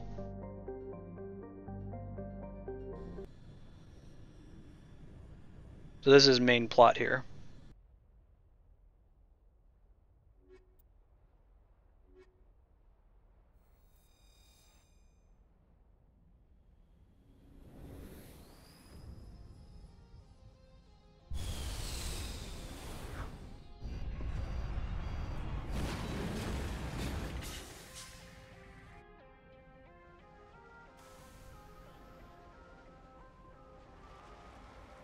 Commander, I'm picking up some strange readings. Really strange, like off the damn charts. It looks like it's coming from an underground complex a few clicks away from the drop zone.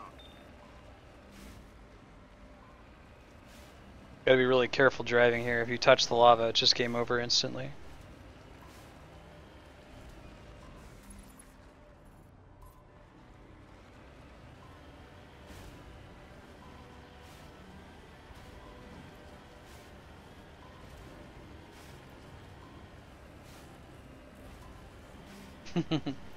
Super serial.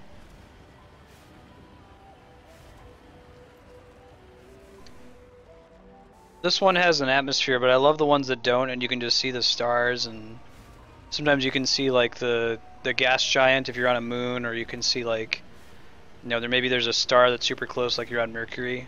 It's super rad.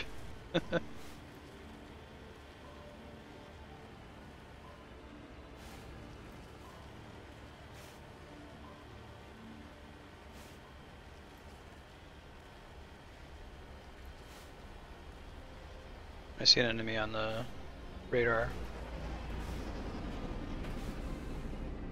Hey, it's a Geth dropship. Kinda look like locusts.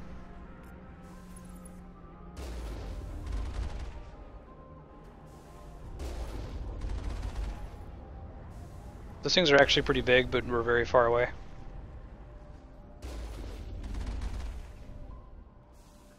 Cool.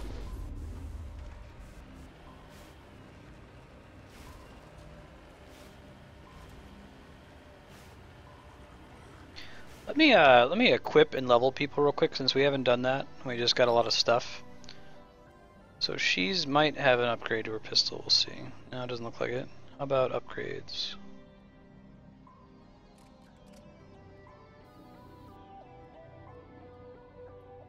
Toxic damage, weapon force. Did you have shield bypass, but I don't like minus damage. We do the toxic ones. And then sniper rifle, that's as good as it's gonna get. Grenades, we got some.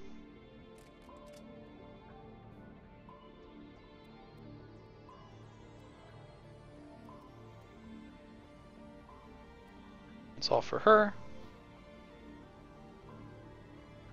I think I want to get him focused into sniper rifles eventually. No terrain armor yet. No Krogan armor.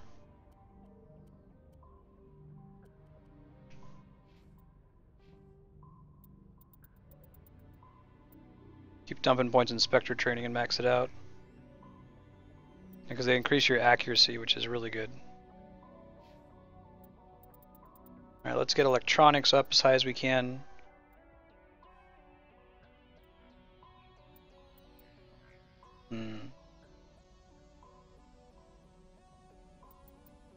And let's start working on unlocking sniper rifles for him. Let's get dangerous. Let's do throw.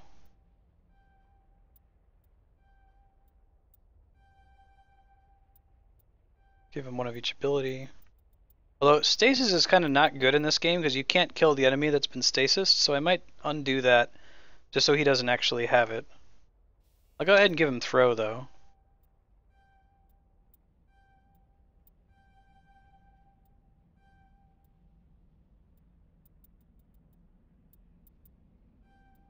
Okay, that works for me.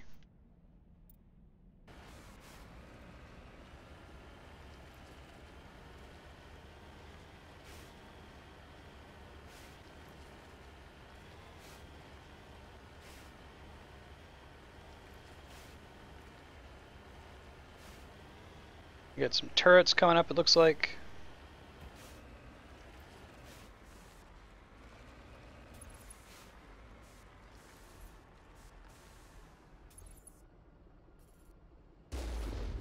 Sure enough.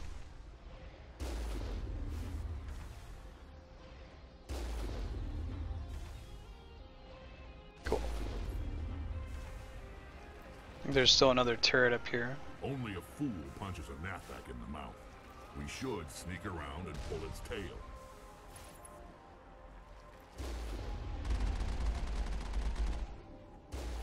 You can jump over those missiles sometimes.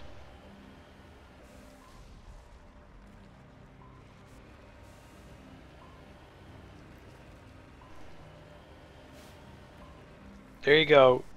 It's okay, Mako. You're a big, strong, beautiful Mako. You don't need no man. I believe in you. Mako versus Skyrim Horse.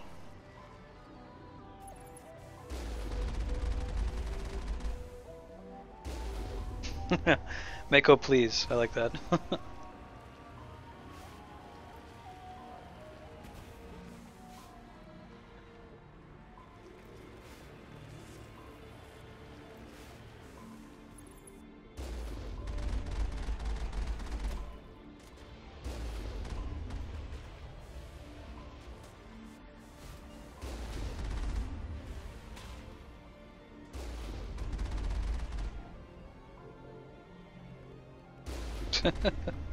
I love using the Mako against like just humanoid creatures on the ground. You just rock them.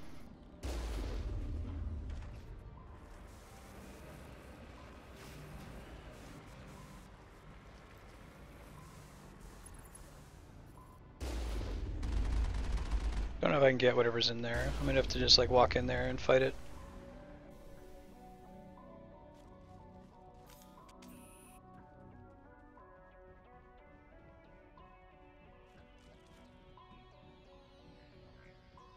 What's up, buddy? Rocket troopers, those aren't fun.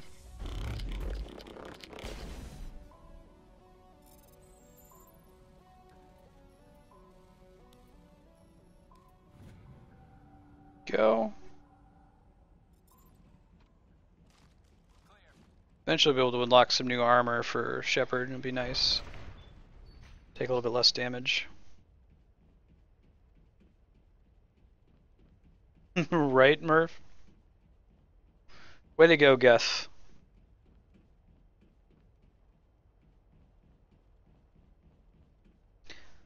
I think this is an Alliance mining facility that the Geth have taken over, so maybe the Alliance didn't build it with the intention of, like, keeping anybody away. You raise a very good point, though. Securing point.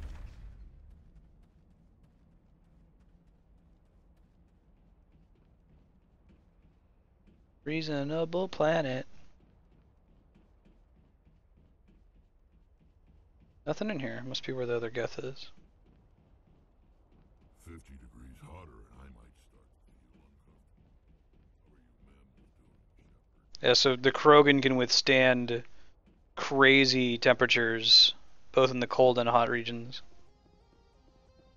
Part of why they were uplifted to fight the Rachni.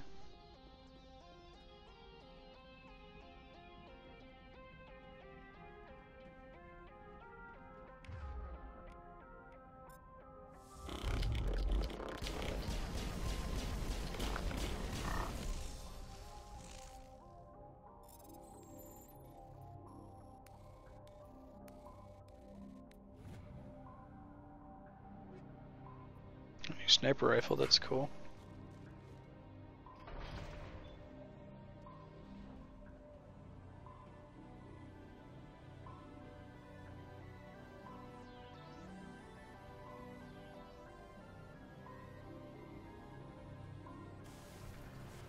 My wife and I have been talking for a while, doing a Mass Effect run that's like kill as many people as humanly possible, which isn't necessarily the Renegade path, although it usually is.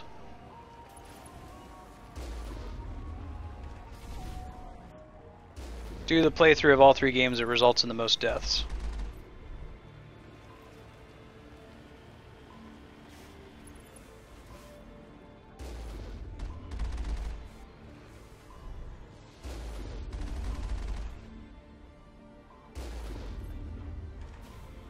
Oh, jumped over your shot! Hey, King's Poopatron, how's it going? Yeah, mass murder.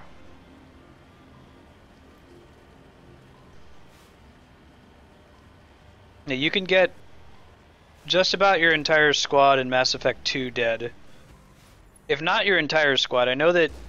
Well, I won't spoil anything about Mass Effect 2, but I will say that depending on your decisions, you know, not everyone needs to live.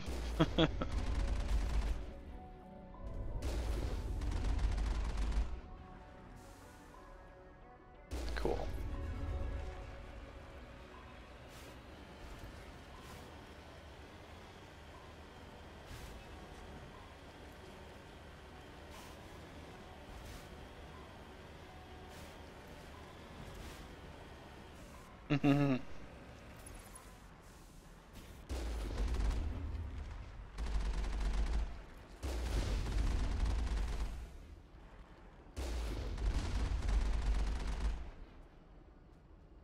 Oh, come on.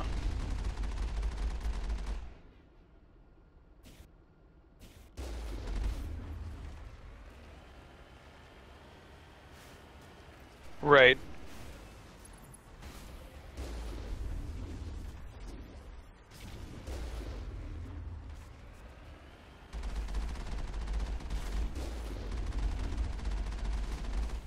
I think it's actually kind of a threat. Not as much as a Thresher Maw. I'm still just kind of cheesing it from extreme distance, right? That's the way you do it, though. I don't know anything about speedrunning of this game or like difficulty speedrunning, like someone trying to do Insanity as fast as possible. But I imagine a lot of it tries to abuse getting as many level ups as possible from the Mako segments, because they're not much harder on Insanity. You can still kind of get super far away and then just destroy everything.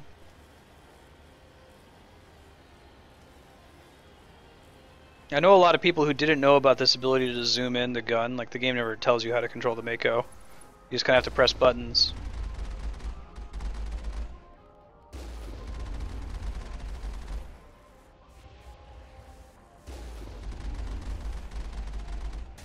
There we go.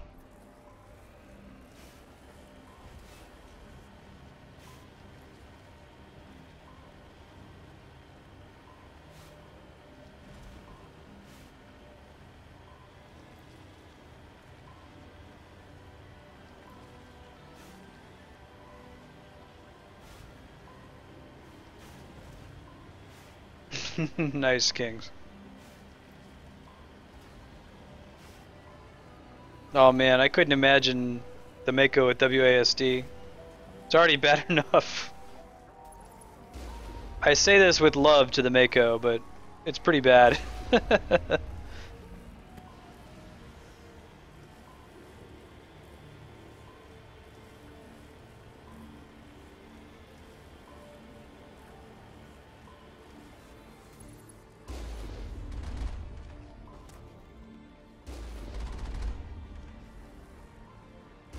Whoa, bro! There we go.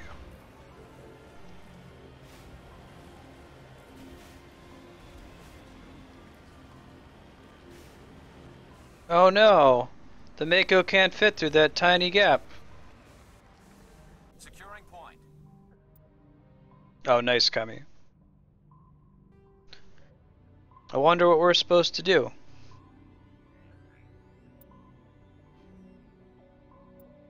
Yeah, I hear that. Let's just do 2. Getting there in electronics. I'll try to unlock sniper rifles.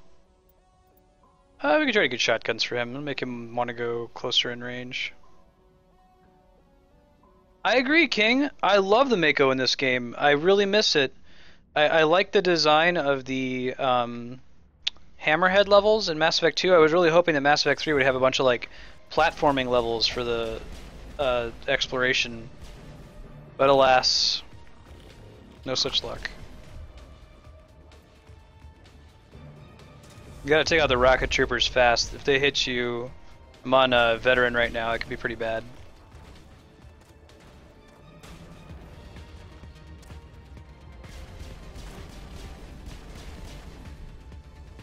No.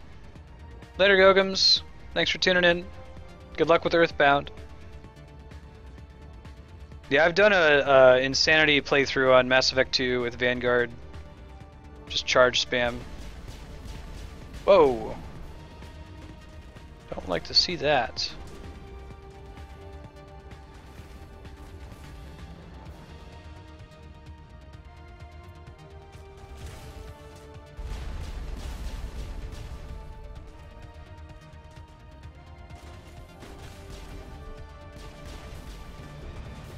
Ooh, that still hit me even from behind cover.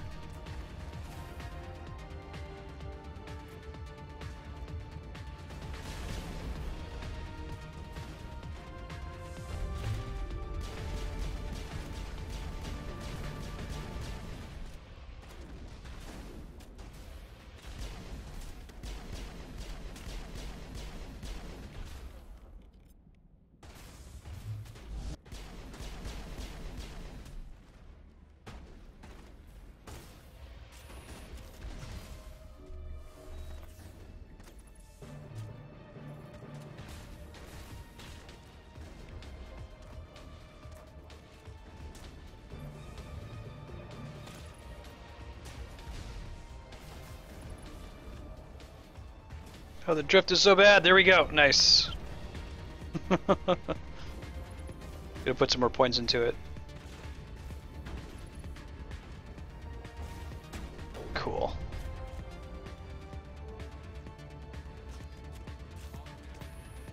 Hell yeah, it's all clear.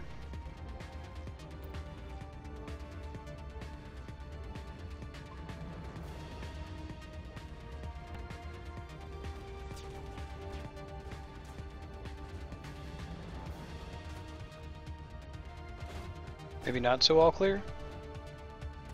There's one up there. Somebody's stuck in that wall.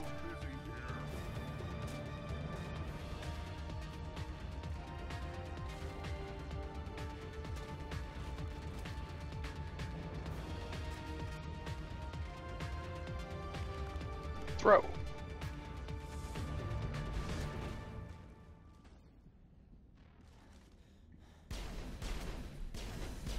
There we go. Nice.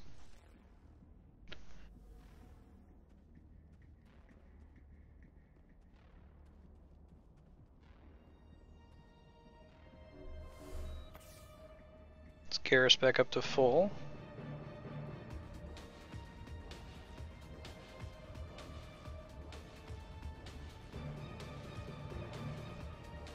Let me say, there's a pretty good chance we'll die here.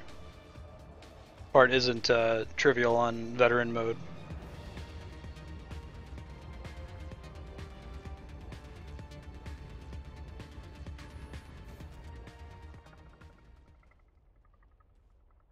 Yeah, I love the Geth.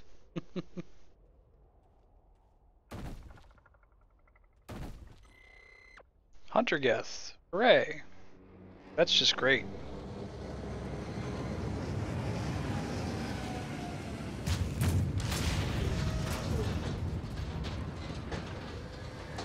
I don't want to fight one of those without a Mako.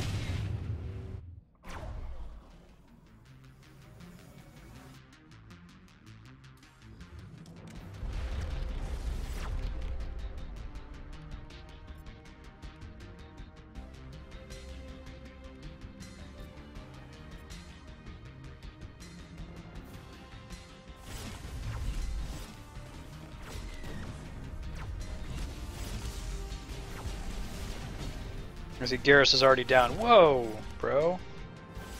My radar's jammed, which doesn't help.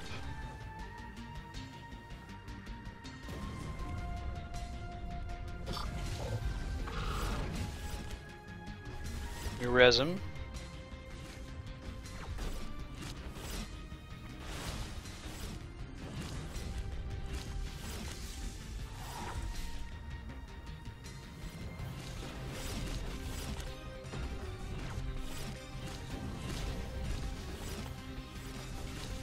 Wait for throw to come back.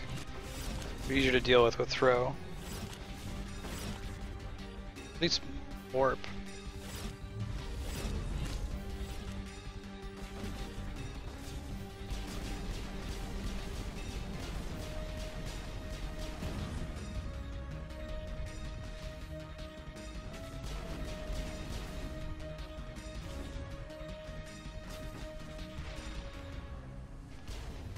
Ah! Shit. I'm glad I saved. Yeah, this is a really hard fight. It's pretty easy to screw it up.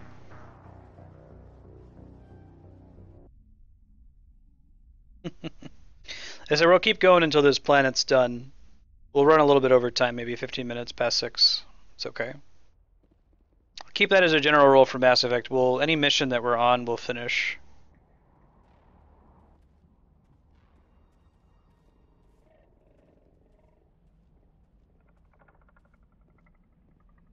We gotta take out the baby Geth, and I think we just have to chill after that. And let everyone's cooldowns come back, and then just like unload all our cooldowns on the Armature.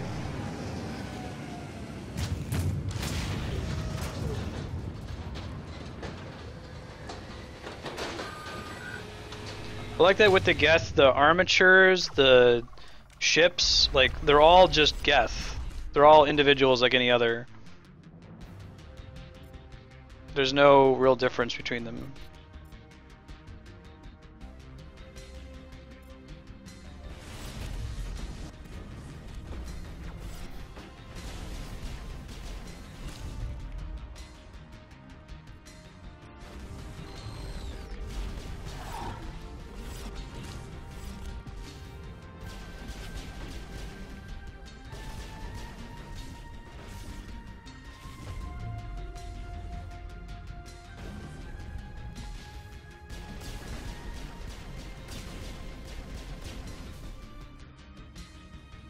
Armature's not doing too bad on damage this time.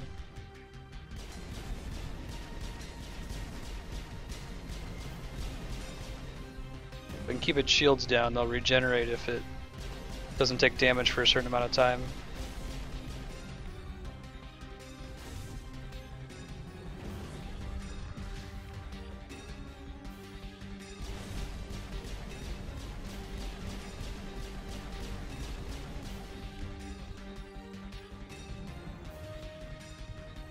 Oh, it's sabotaged. Cool. Thanks, Garrus. Garrus, bro. Alright, that went pretty well. We got them all, Shepard. Pleased with that.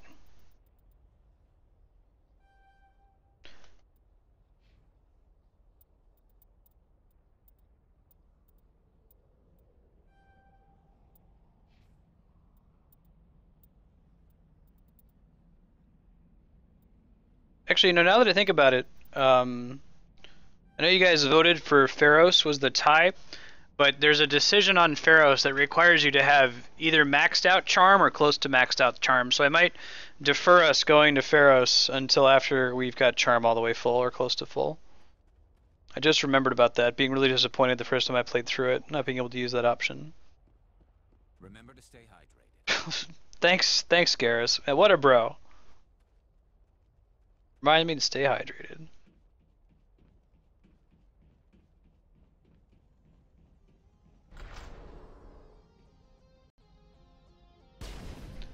We're going to end the stream today with one more poll. It's going to be on romance options.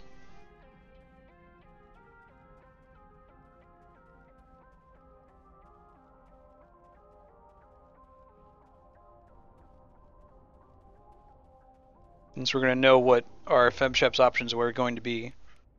There are two main options and then a third option, which is Shepard's a strong, beautiful woman, and she don't need no man. That is, don't do a romance in this game. Wait till Mass Effect 2 when there are additional characters to pick from. You could also do 1 in 1 and then not stay true to that person in 2 and change your partner. Just add some story associated with that.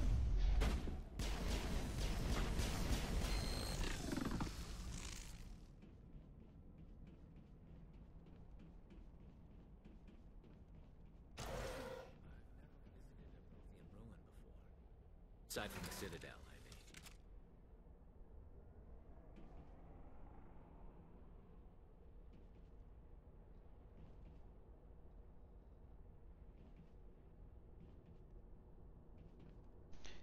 Loading screen elevator. It's what we're on right now. It's a loading screen elevator.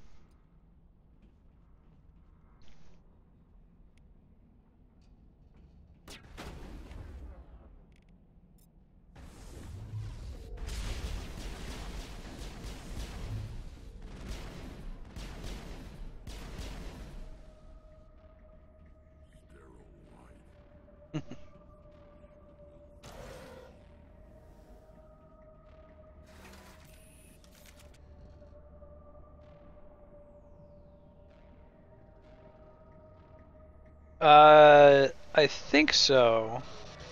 I played Knights of the Republic a couple times, at least twice. Does Smuggler have some unique options?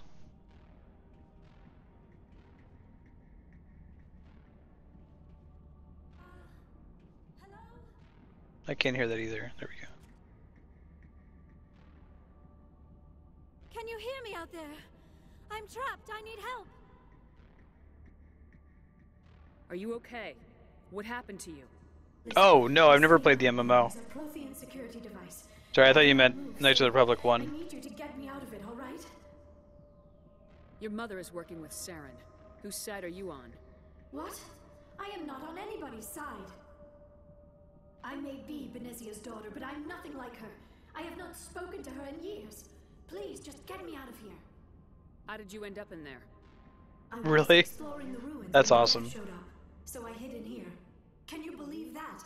Geth Can you do multiple ones simultaneously? That would be correct for a smuggler. Tower's defenses. I knew the barrier curtains would keep them out. When I turned it on, I must have hit something I wasn't supposed to. I was trapped in here. You must get me out, please. We'll find some way to help you. There is a control in here that should deactivate this thing. You'll have to find some way past the barrier curtain. That's the tricky part. The defenses cannot be shut off from the outside. I don't know how you'll get in here.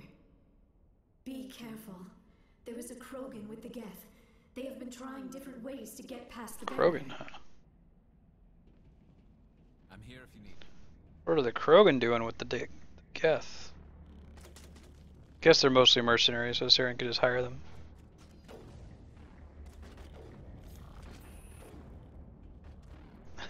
That's awesome, Kami.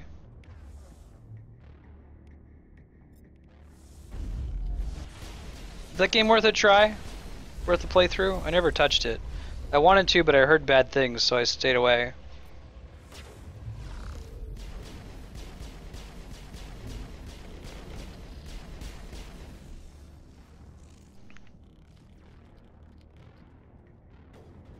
Ouch. Holy shit. Get by a sniper. There we go.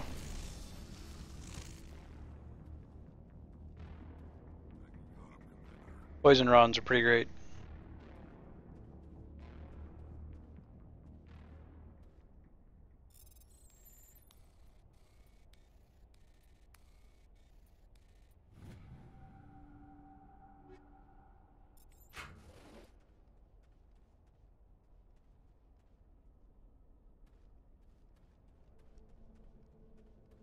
Oh, that's pretty high rating.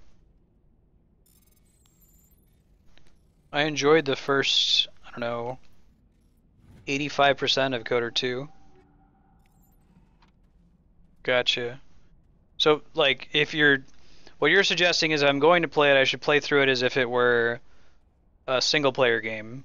Beat it and then stop. Don't do endgame content because there really isn't any.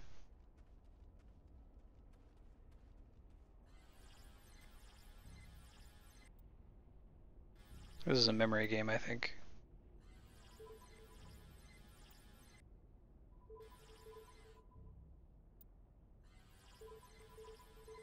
There we go.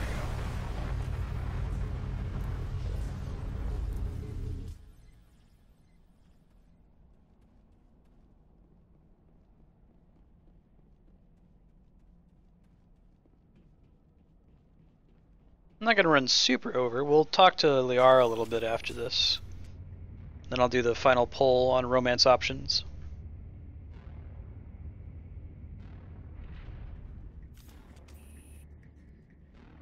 Oh, how did you get in here? I didn't think there was any way past the barrier. We have to get you out of here before more Geth arrive. Yes, you're right. I've seen enough of them to last a lifetime. That button should shut down my containment field.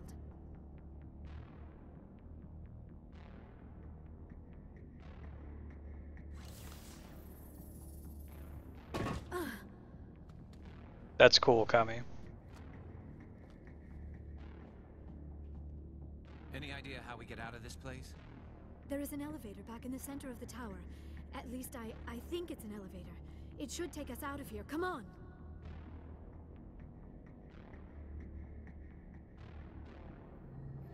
I still cannot believe all this. Why would the Geth come after me? Do you think Benezia's involved? Saren's looking for the conduit. You're a Prothean expert. Obviously, he wants you to help him find it. The conduit, but I don't know. That's awesome. What the hell was that? These ruins are not stable. That mining laser must have triggered a seismic event. We have to hurry. The whole place is caving in. Joker, get the Normandy airborne and lock in on my signal. On the double, mister. Aye, aye, Commander. Secure and away. ETA 8 minutes. If I die in here, I'll kill him. I love you, Rex.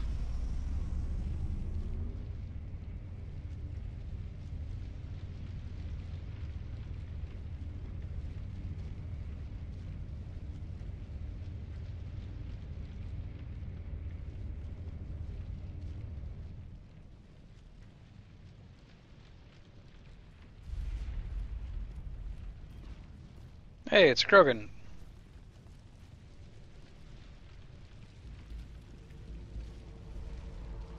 Surrender. Or don't. That would be more fun. In case you didn't notice, this place is falling apart. Exhilarating, isn't it? Thanks for getting rid of those energy fields for That'd be us. awesome, Kami. Hand the doctor over.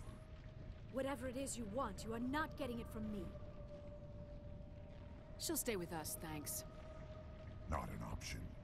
Saren wants her, and he always gets what he wants. Kill him. Spare the Asari if you can. If not, doesn't matter.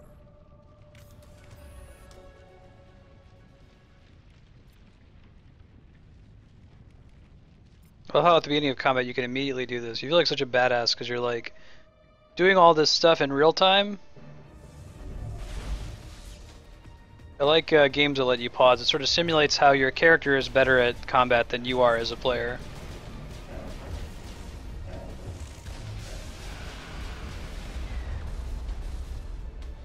Nicely done, Garrus.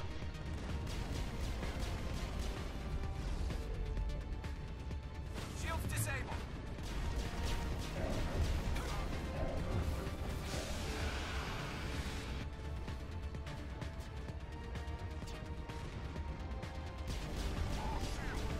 They can charge, which is not fun. Phew! That was scary. There we go.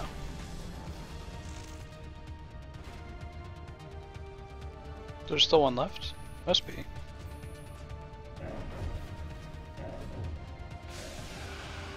Oh, I see him.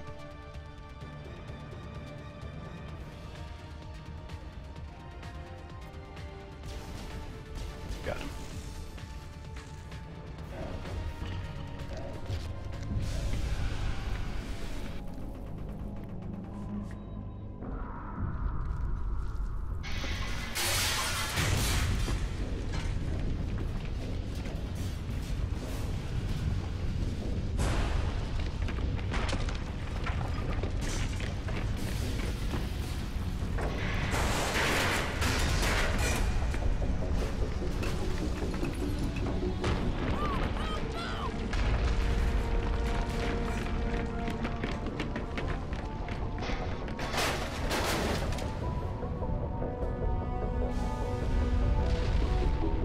Normandy looks like an anteater.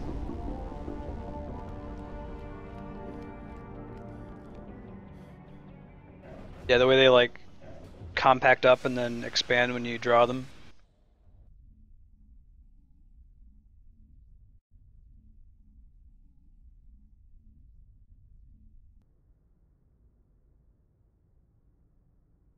Too close, Commander. 10 more seconds we would have been swimming in molten sulfur.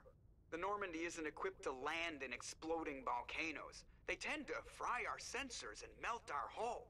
Just for future reference. We almost died out there, and your pilot is making jokes? Joker pulled our asses out of there. I think he's earned the right to a few bad jokes. I see. It must be a human thing. I don't have a lot of experience dealing with your species, Commander. But I am grateful to you. You saved my life back there, and not just from the volcano. Those Geth would have killed me or dragged me off to Saren. What did Saren want with you? Do you know something about the conduit? Only that it was somehow connected to the Prothean extinction. That is my real area of expertise. I have spent the past 50 years trying to figure out what happened to them. Just how old are you exactly? I hate to admit it, but I am only 106. Damn! I hope I look that good when I'm your age. A century may seem like a long time to a short-lived species like yours, but among the Asari I am barely considered more than a child. That is why my research has not received the attention it deserves. Because of my youth, other Asari scholars tend to dismiss my theories on what happened to the Protheans. She's like an undergrad. I've got my own theory on why the Protheans disappeared. With all due respect, Commander, I have heard every theory out there. The problem is finding evidence to support them. The Protheans left remarkably little behind. It is almost as if someone did not want the mystery solved. It is like someone came along after the Protheans were gone and cleansed the galaxy of clues. But here is the incredible part. According to my findings, the Protheans were not the first galactic civilization to mysteriously vanish. This cycle began long before them. Where'd you come up with this theory? I thought there wasn't any evidence. I have been working on this for 50 years. I have tracked down every scrap and shred of evidence. Eventually, subtle patterns start to emerge, patterns that hint at the truth. It is difficult to explain to someone else. I cannot point to one specific thing to prove my case. It is more a feeling derived from a half-century of dedicated research. But I know I'm right, and eventually I will be able to prove it. There were other civilizations before the Protheans. This cycle has repeated itself many times over. If the Protheans weren't the first, then who was? I don't know. There is barely any evidence on the Protheans, even less on those who came before them. I cannot prove my theory, but I know I am right. The galaxy is built on a cycle of extinction. Each time a great civilization rises up, it is suddenly and violently cast down. Only ruins survive.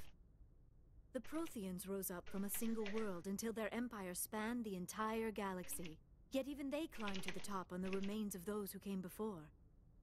Their greatest achievements, the mass relays and the Citadel, are based on the technology of those who came before them. And then, like all the other forgotten civilizations throughout galactic history, the Protheans disappeared. I have dedicated my life to figuring out why. They were wiped out by a race of sentient machines, the Reapers. The Reapers? But I have never heard of. How do you know this? What evidence do you have? There was a damaged Prothean. Now, I just want to point out that Liara just went on for like 2 minutes about how she has no evidence, that she just has a feeling from research. So I'm like, hey, here's the thing. She's like, oh, what evidence do you have? Like, come on, Liara. Eden Prime. It burned a vision into my brain. I'm still trying to sort out what it all means. Visions. Yes, that makes sense. The beacons were designed to transmit information directly into the mind of the user. Finding one that still works is extremely rare. No wonder the Geth attacked Eden Prime. The chance to acquire a working beacon, even a badly damaged one, is worth almost any risk. But the beacons were only programmed to interact with Prothean physiology. Whatever information you received would have been confused, unclear. I am amazed you were able to make sense of it at all. A lesser mind would have been utterly destroyed by the process. You must be remarkably strong-willed, Commander. This isn't helping us find Saren, or the conduit. Of course, you're right. I am sorry, my scientific curiosity got the better of me. Unfortunately, I do not have any information that could help you find the conduit, or Saren. I don't know why Saren wanted you out of the picture, but I think we'll be a lot better off if we bring you along. Thank you, Commander. Saren might come after me again. I cannot think of anywhere safer than here on your ship.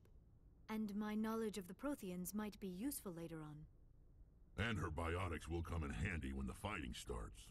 Good to have you on the team, Liara. Thank you, Commander. I am very grateful.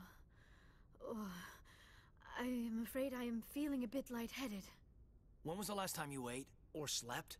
Dr. Chakwa should take a look at you. It is probably just mental exhaustion, coupled with the shock of discovering the Protheans' true fate. I need some time to process all this. Still, it could not hurt to be examined by a medical professional. It will give me the chance to think things over. Are we finished here, Commander? We can talk again after you've seen the doctor. The rest of you, dismissed. Mission reports are filed, Commander. You want me to patch it? So I'm going to say Paragon here, but the Renegade options for talking to the Council are actually really funny. You should watch them. Like, you disconnect on them early and it becomes a running joke between you and Joker. Setting up the link now, Commander. We've received your report, Commander. I understand Dr. Tassoni is on the Normandy. I assume you're taking the necessary security precautions. Liara's on our side. The Geth were trying to kill her. Benezia would never allow Saren to kill her daughter. Maybe she doesn't know. Or maybe we don't know her. We never expected she could become a traitor. At least the mission was a success. Apart from the utter destruction of a major Prothean ruin. Was that really Yeah, see, necessary, you could disconnect. The Geth were crawling all over those ruins. We were lucky to make it out alive. Of course, Commander. The mission must always take priority. Good luck, Commander. Remember, we are all counting on you.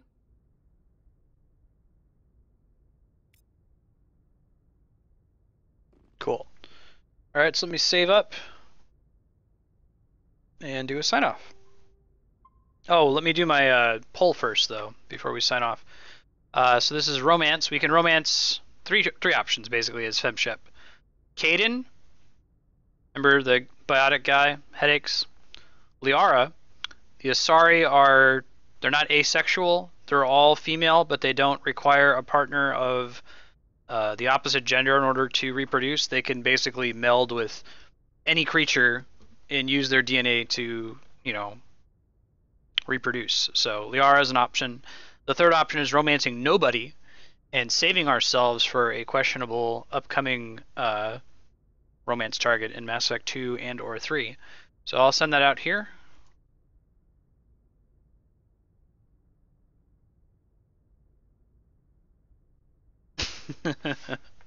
Rex, unfortunately, is not an option, although my wife loves him dearly.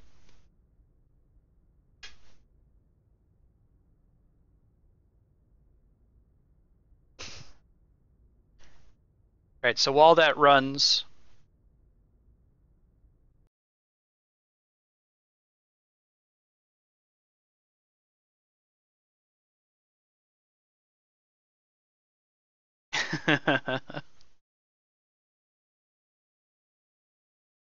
A vote for Rex is a vote for number 3. That means saving yourself for Rex even though you can't have him. While that runs, so sign off. Tomorrow from noon until 3 Pacific, we're doing the live Beat Sprite tutorial. I've got all the materials for it. I'll be going over them at the beginning of the video and getting everything set up. If you're not able to make it for the whole tutorial, no problem. We're going to upload it to YouTube as with everything else, and I'll feature the link to it on the page, so you can always check in and catch up on it some other time. After the Beat Spriting from 3 o'clock until 7:30 Pacific, we're going to be playing Final Fantasy XIV and continuing the main story. I have been playing it quite a bit in the last week, but I haven't touched the main story. I've just been leveling up the Fisher class, so it'll be fun to actually go and do something other than fishing. As my wife will tell you, I've been doing a lot of fishing. Thursday and Friday, we're playing Katamari. We beat Final Fantasy VII last week, so Final Fantasy VII is being replaced with Katamari Damacy. We're going to continue with Final Fantasy VI, probably, and then Mass Effect on both Thursday and Friday at the end of the day. We'll keep progressing through that. My thought is that as soon as we beat Mass Effect 1, we will immediately jump into Mass Effect 2. We're not going to take a break there like we did with Metroid Prime. There might be some more Final Fantasy XIV this weekend. I'll let you know after Wednesday night. And then next week we would come back with some more Okami, some Final Fantasy Tactics, which we're actually getting pretty close to beating, and possibly some new games for next Wednesday.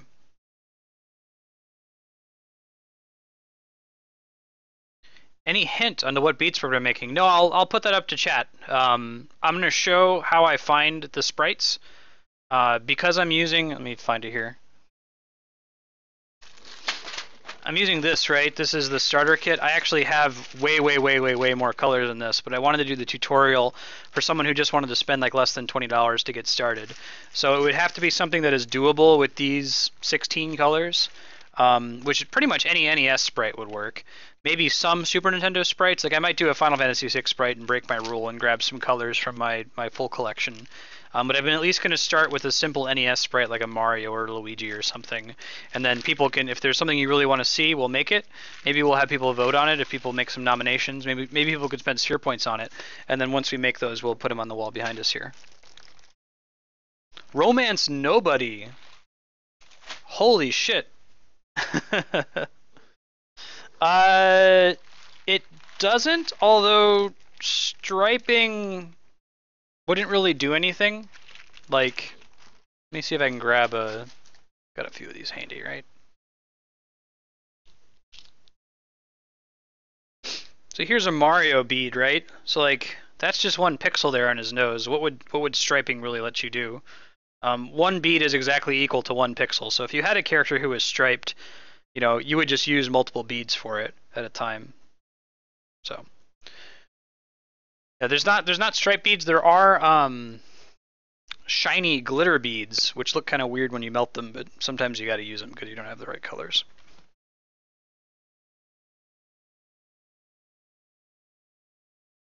Yeah, it's called perler beads, Treya beads. I mean, D-Rock, you'll probably still be able to make something. Like, it's just a matter of picking colors that are close. It doesn't matter whether they're striped or not. So like, you know, Mega Man here, as long as you have a dark blue, a light blue, a fleshy color, a white, and a black, you're going to be able to make Mega Man, and that should probably come in a kit that's like this. So anyway, we'll go through that tomorrow. And I'm shocked that Romance Nobody won. Rex hype, apparently. Femshep is saving herself. She's not going to be banging either Liara or Cade in this game. Maybe we'll find somebody new in Mass Effect 2. You guys have a good night, and we'll see you tomorrow. Later.